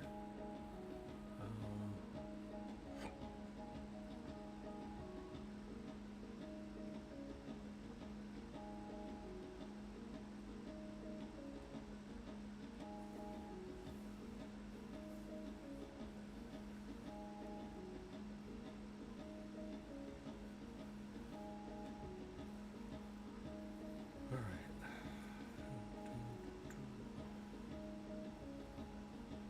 Killa, I don't normally stream when I'm out of town. It's a little, just a little bit more work for me, and I think I gotta check. Excuse me. This is week 8 of my college, and I'm not sure if we have a week off. So I got to see if we start next week, and if we do, I definitely won't have any time to stream because 2 of the nights in my room I'll have to stream, if you will, to my college students. But let me think. For you guys, no, I probably won't be streaming, but I'll be on Discord. I'll be on there. Yeah, Killa, I'll be in Hawaii for 6 days, I think. I'll be training on 4 of them, and then me and the wife are gonna hang out the other ones. So should be good. Star Wolf, I do teach networking professionally as a college professor, but I do yeah, there's definitely some government involved, but it's not quite the DoD. But yeah, it's definitely some government. I do some networking stuff in the Discord, Star Wolf, and I will one of these days maybe put together like a good size networking. I mean, I have our networking primer for now. Try to get people, into some of this stuff. But no, I mostly try to get people into the Linux side of things, because I came from a network engineering background, and I tell everybody I didn't love it. I didn't love network engineering. I did it, and I was like, and it felt like I was eating vegetables for every meal every time. No, nothing else that you might want. I mean, nothing against people that only want to eat vegetables. That wasn't for me, So I decided to move over to Linux engineering and do more like SOAP is and I tell everybody too. The other thing is we have to know our networking though, because our systems all interact, right? Like nobody runs a bunch of Linux machines that aren't talking to anything. They're always doing it. Killa, there were 2 reasons. One, everything I did worked. It was simple, and 2, it was kind of boring. The only stressful times as a network engineer for me were when I was doing changes. All the rest of the time, my system just worked. So, yeah, that was kind of boring for me. So, yeah. Might be. I mean, that was 20 years ago too. So nowadays, where there's a lot more security involved and there's a lot more updating of devices nowadays, that would probably be a little more exciting for me. But no, I have a good time in the systems engineering side of things, building out new systems. I do a lot of building new systems, and I do a lot of training people on systems and showing them how to admin and keep them running and that kind of stuff. So I like that type of work. It's good. Yeah, Killa, and that's the thing is I didn't love it because things did just work for me. So I mean, some people like setting stuff up and then not working for 90% of the time, but I actually like almost, it bored me to almost death. So, um, yeah. And I deal a little bit with NGFWs now and WAFs. So I deal with both of those still. So, and I do a fair amount with like reverse proxies and load balancers and stuff. So, in fact, sometimes I maintain them with Ansible when we're doing like a patching. If we're doing like a patching thing and I got to roll nodes out of the load balancer, I typically do that sometimes. Um, so, yeah, it just depends. I mean, look, it depends on what, like, I've been kind of doing a lot of this long enough that people just throw me at whatever problem they have and I just kind of figure it out, even if it's not directly what I do. So, which is kind of good. Yeah. I would feel too bored if I wasn't solving problems for sure. Does network engineers nowadays need to learn Python? I wouldn't say you'd have to learn Python for network engineering. You can still just maintain everything by hand. But Ansible will make a lot of your life easier because Ansible has everything plug in for a lot of network devices, so you can push and pull configs and customize stuff. And Ansible under the hood is Python, so I think Python would help you with that. But I don't think you need to learn Python to do any of that stuff, no. I think you could do a lot of stuff without it. So, just my thoughts on it. Kind of my my high level thoughts on everything. I got a college class I got to run in 1 hour, so I won't be on here too much longer. But let me tell you guys, we have a Discord you guys are welcome to hang out in. When I do Ansible, am I actually using Python or just creating JSON stuff? I'm mostly doing just JSON, or I'm mostly doing just YAML stuff, actually. Starwolf. The way I feed everything into Ansible is all through YAML. So, I do some Python. I've had to fix some modules and stuff over the years that were busted on my system. Specifically ones that reach down into my XCPNG system. And it's funny, me and Michael Pessa had done it, and it's like fixing a few of these modules. We're like, should we push these back up? Nah, they'll be all right, because like nobody's really supporting the modules. So like a pull request probably would still be sitting open now, anyways. So we didn't even bother. We might have fixed something. Well, we definitely fixed something that was busted, but we might have fixed something that could have saved somebody else a headache, like we found. But we were like, nobody else cares that much. Yeah, I make the playbook and I execute it. That's fair to say. Yeah. I never claimed to be a programmer, guys. But I do run Ansible playbooks against tens of thousands of nodes, so my stuff's pretty good. So, all right. Let's see if our sound break? No, it's back. Okay. Who's calling us? All kinds of man. I don't know if you guys are all getting spam. I am getting so much spam and spam calls. It's literally over 30 a day right now. Yeah. If any of you are interested, if some of you guys are like, hey, I want to try Ansible, we have... So Killer Code is free. If nobody's told you guys that. Killer Code is a 100% free site. They will never charge you anything.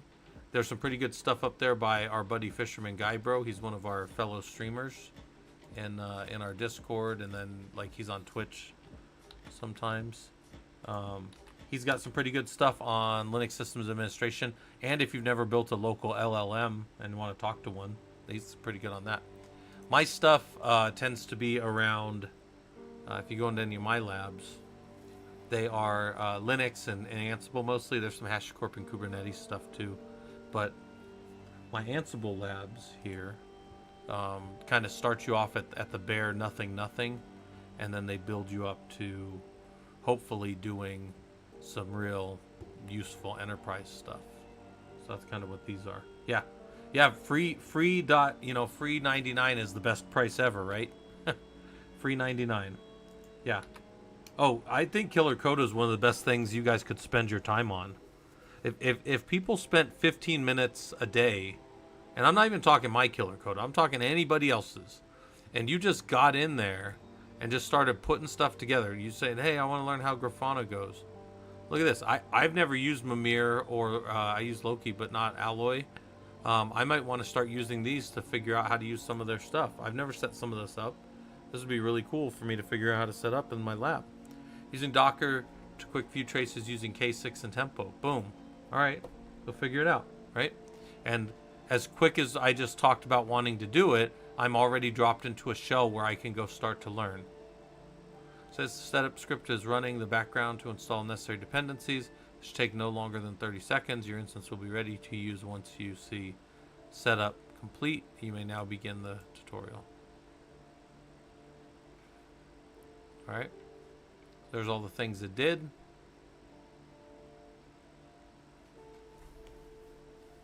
I could show them how to do this better, because this can all be done in the background if they wanted.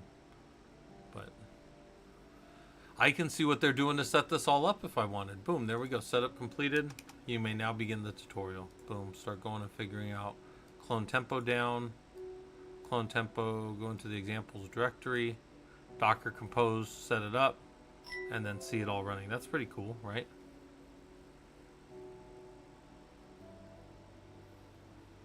So, look, I mean, I can just hit these buttons and it'll do all the pieces for me. So, the reason I talk about this is I haven't played with Tempo. Tempo is a single binary monolithic. Any data is stored locally in the Tempo data folder. To learn more, read about that. Guys, I love when they do stuff like this, because then now I could just do the lab, or I could also hit that and go, okay. I can read a little bit about what this tool is and what it does, and then they give me some info about it, right? And I can figure out what Tempo's going to do and what kind of info it's going to find for me and whatever. All right, go back over here, and it says to go in there, do a Docker compose up, and it'll pull all these and run them. So we're going to get K6 tracing, Prometheus, Grafana in it. That's one of the cooler little, look at that thing. Look at all that little crap going on over there. That's pretty fun. So Starwolf, this is the back, Killer Coda is the back end of Killer Shell. Killer Shell is where a lot of people pay for the Killer Coda, not the Killer Coda, the labs for like Linux Foundation tests. So these guys are the same guys who do all of that testing.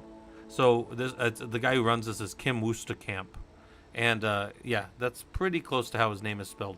But it's Comp, K-A-M-P. But anyways, Kim Woosterkamp, and he runs all this stuff. And yeah, they use KubeVirt, and just run. They stand up 1 or 2 instances of machines as you need them. Yeah, and I think this is just the runoff storage and the runoff data from their other stuff. They already have all the tooling to build all that, so they built this on the back end and let people use it. Also, there used to be a thing back in the day that people used to use called, what was that? And then O'Reilly bought it and tore it down. Katacoda, Katacoda, and Katacoda is no longer around. But a lot of people moved their stuff over here. I didn't know about any of that back then. I just started building on Killer Coda about 2.5 years ago, because what I would normally do is on stream I would spin up a bunch of AWS instances and give you guys all the access down in the Discord, and that worked fine. That was a fine way to do it. But I wanted to get it like where anybody could do it and keep it free. And this site, man, I mean, they've always just had enough runoff for us. I have about 5,000. My labs have about 5,000 kickoffs a month. So that means that people are using my labs about 5,000 times a month to mostly do Ansible. And there's some Linux and stuff too, but mostly Ansible people use it for. And they've never charged me nothing. They've never charged those people nothing. And I think it's a pretty nice little tool. So I can do my compose up, and then I can do my Docker PS and see everything running. I should be able to go next, and I should be able to go to localhost 3000, hit this box, go in, and I can see everything that's kind of going on inside of this. So it logged me in automatically. That's slick. And then I can go and I can look around a couple minutes after tempo. Oh, wow. Select the service graph tab.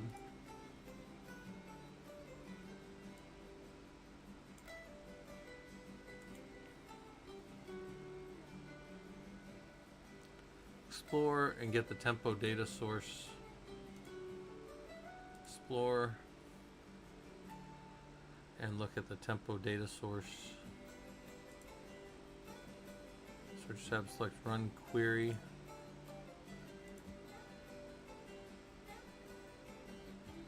Oh, hold on, that might have said select the search tab and then click, whoops, and then click run query. Oh, it's seeing all kinds of stuff.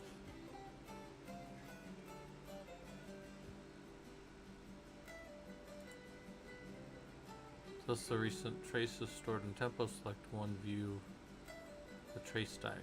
So we'll go select one.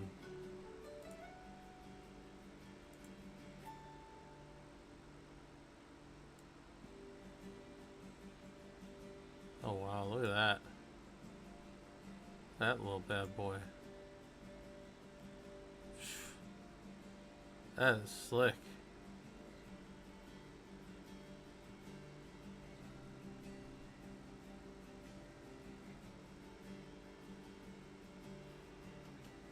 That's pretty slick. Oh man. Shop backend, somebody wanted to list articles and you can see all the timing it took. Even down to like the Postgres query. Pretty slick, guys. Pretty slick. We might have to add tempo to tracing and do that for some of our we might have to add that to some of our stuff. To have a paid tier that lets you use yeah, you can use more time if you want. Yeah. I think that most of this probably just works because it's a runoff. I've started enough stuff over the years to know that, like, okay, so the uptime of this node is 30 minutes. That means they're probably in a higher usage time right now. But nodes sit there until they're kind of like plucked. And I've been on sometimes like late at night when people aren't around. And when I say late at night, I mean late at night in America. Other countries probably also have more busy times, but I've been on when it wasn't busy for other people, and it was like almost 2 hours of time. And I was just getting instances as fast as I could go. But then sometimes I've been on and nodes haven't been up very long, and it might take me like a minute or two on my free tier to get it. But for the most part, I think a minute or two is probably the most I've ever sat here and waited. So it's a really slick service. Alright, so we can go look at this and then select run query to view a service graph generated by Tempo's metric generator. So Tempo starts, select the service graph. So we're going to come over here and we're going to look for the service graph over here. Oh, look at that little bad boy. And then this thing split, so I need to figure out how to get rid of that crap. But that's that little guy. Oh, that's just for that one. So I wonder if I can. I want to unsplit this. Let's go back to explore and let's just go to one service graph like that. Look at that. It's pretty cool. And then maybe I want to run the query again.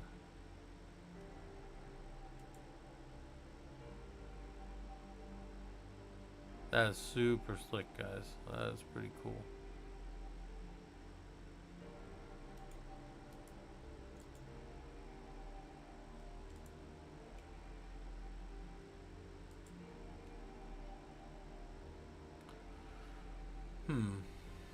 I feel like I've been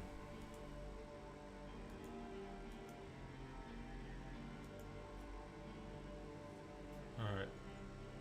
Gotta get off here soon because my college class is gonna be starting. But let me 1, 2, 3, 4, 5, 6. Okay. Yeah. Alright guys, I probably do need to hop off of here sooner than later. But that is a cool little graph and a cool little thing to go figure out about, and then when I'm done I can tear it all down. And then that's how traces work in Grafana. And then K3 tracing service. and this just set it up for us. But we could probably set some tempo stuff up in my home lab here. Yeah, that should be cool. This thing will actually sit there. It won't run. It won't actually go away for a while. So I'll leave that up there. Let me try to knock out one or two more little pieces of my training, just to get them for now.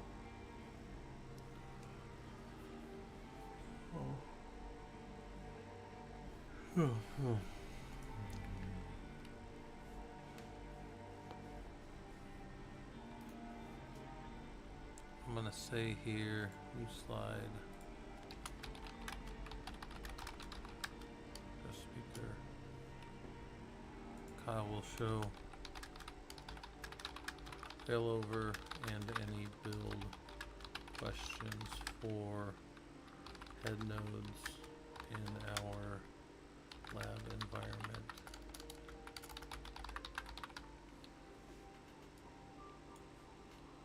I'll just put down that we've got a guest speaker coming. That'll be good. And then, whoops, publish over here.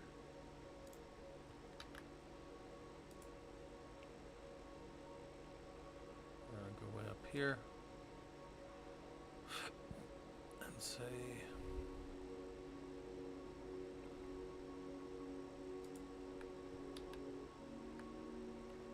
guest speakers.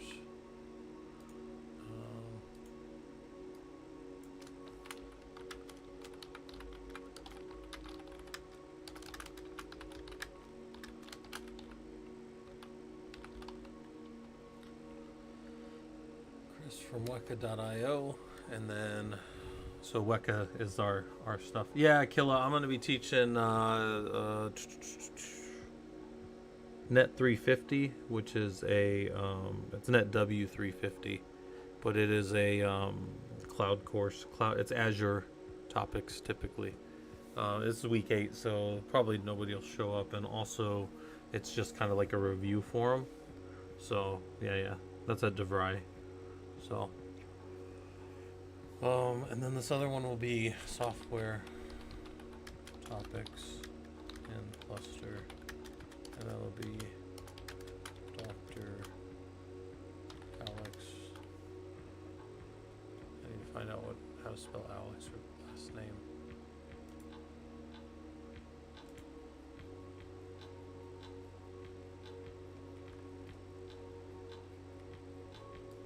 I need to go make sure I got his name spelled right. You don't want to spell doctor's name wrong. Okay, I got it right there. Okay.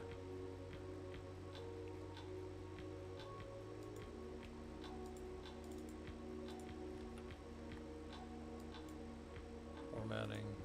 Keep the formatting the same. There we go. Oh, and I know what time they're coming in too now. So 9 a.m. their time, and then let's see, when's Alex gonna be? He's gonna be later their time. Oh,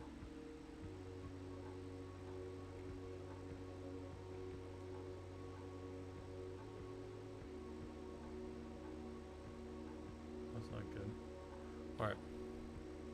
I gotta find when this other training is, which is gonna be other person's gonna come in and talk at, I guess that'll be 11 our time.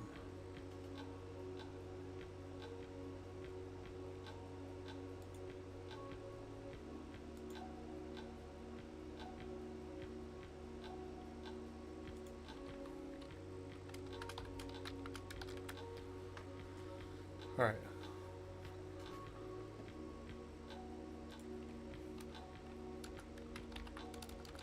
Gotta find Chris's last name now too.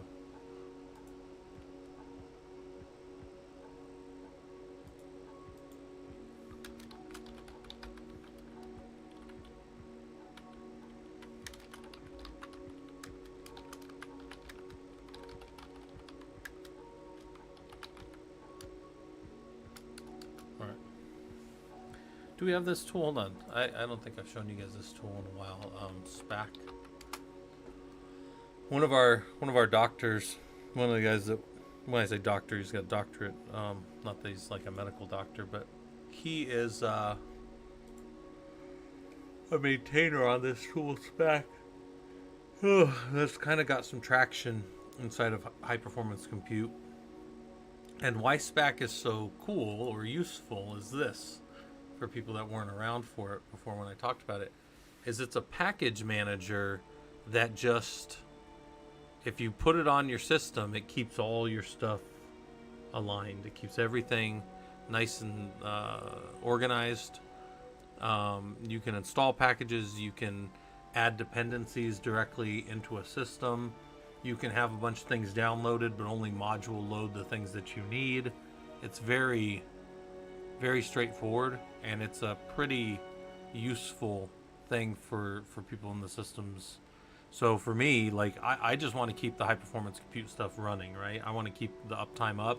I want to keep the systems as fast as they can. That's what I build. Fast systems that are lean and do just what they want. But these guys come in, and what his tool does is help me by saying, because it was always a nightmare for me, like, somebody wrote all their stuff for like Python 2, and now we're up to Python 3. Nobody's writing stuff in Python 2 anymore as of, a few years ago. And but somebody might still have one thing, and it's like, well, you know what? I'm not going to go put that in the whole cluster, and I'm not going to go deal with making sure that's available. But with this tool, you can load it up when you need it. I can make it available to you and then load it up. You can load it up in the environments and the multiple different because runs inside of high performance compute can go against thousands or tens of thousands of nodes sometimes, and this thing manages to make sure that all of the dependencies are on all of those nodes in the user's environment when they run stuff. Super slick. This is a really good tool, and if anybody's ever had that kind of if you've ever had the type of problems that this solves, this is really, really nice that it solves the problems. Environments and users and the shit that can go wrong trying to make everything the same in a cluster, this thing kind of smooths it all over. This is like a bumpy, you got a bumpy pothole filled road, and this has come across and like repaved it and made it real nice so the users don't have any of the problems that users will typically give you problems for. So SPAC is an excellent tool for that kind of stuff. I mean, do you need SPAC at home? Probably not. But if you start getting into like deploying across multiple servers and users are spreading their processes out across, maybe even hundreds or thousands of servers, SPAC starts to look real, real nice to make sure that there's no holes or, almost like no potholes in the environment. So it's a nice little tool. All right, let's see. That one's up to 83. So let's see, was I already at 83? Might have been. Nope, 83. Okay, boom. Although I feel like I cheated a little bit for that. This one's at 53. This one's at 53. And this one's at 28. Well,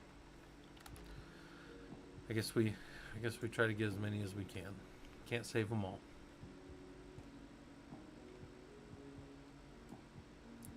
That part's done.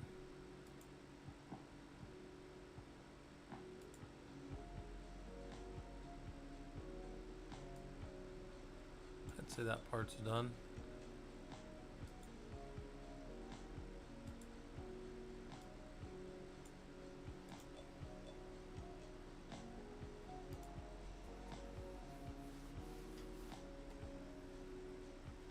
I'd say that's done.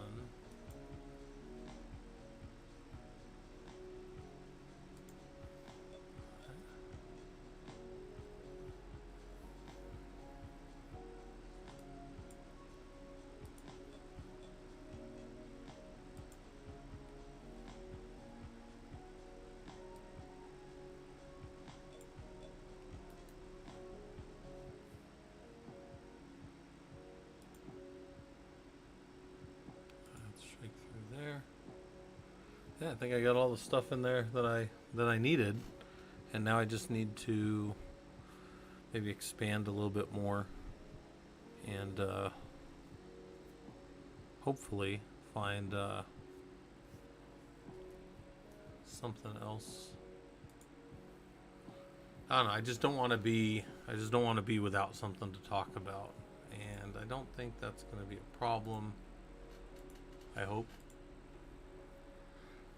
Hmm.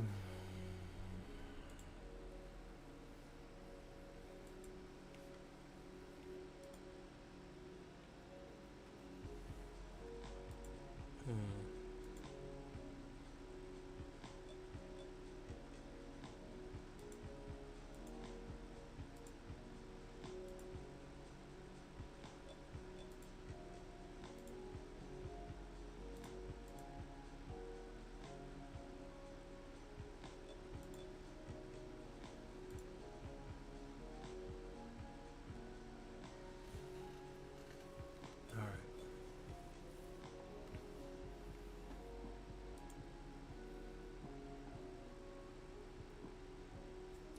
It does look like an interesting little humble bundle, isn't it? For some of you guys, especially if you're newer and you don't have any of this experience, you could go watch all their videos. Wonder how many hours their videos are. Does it tell you how long any of them are? Nah. It's in the cloud.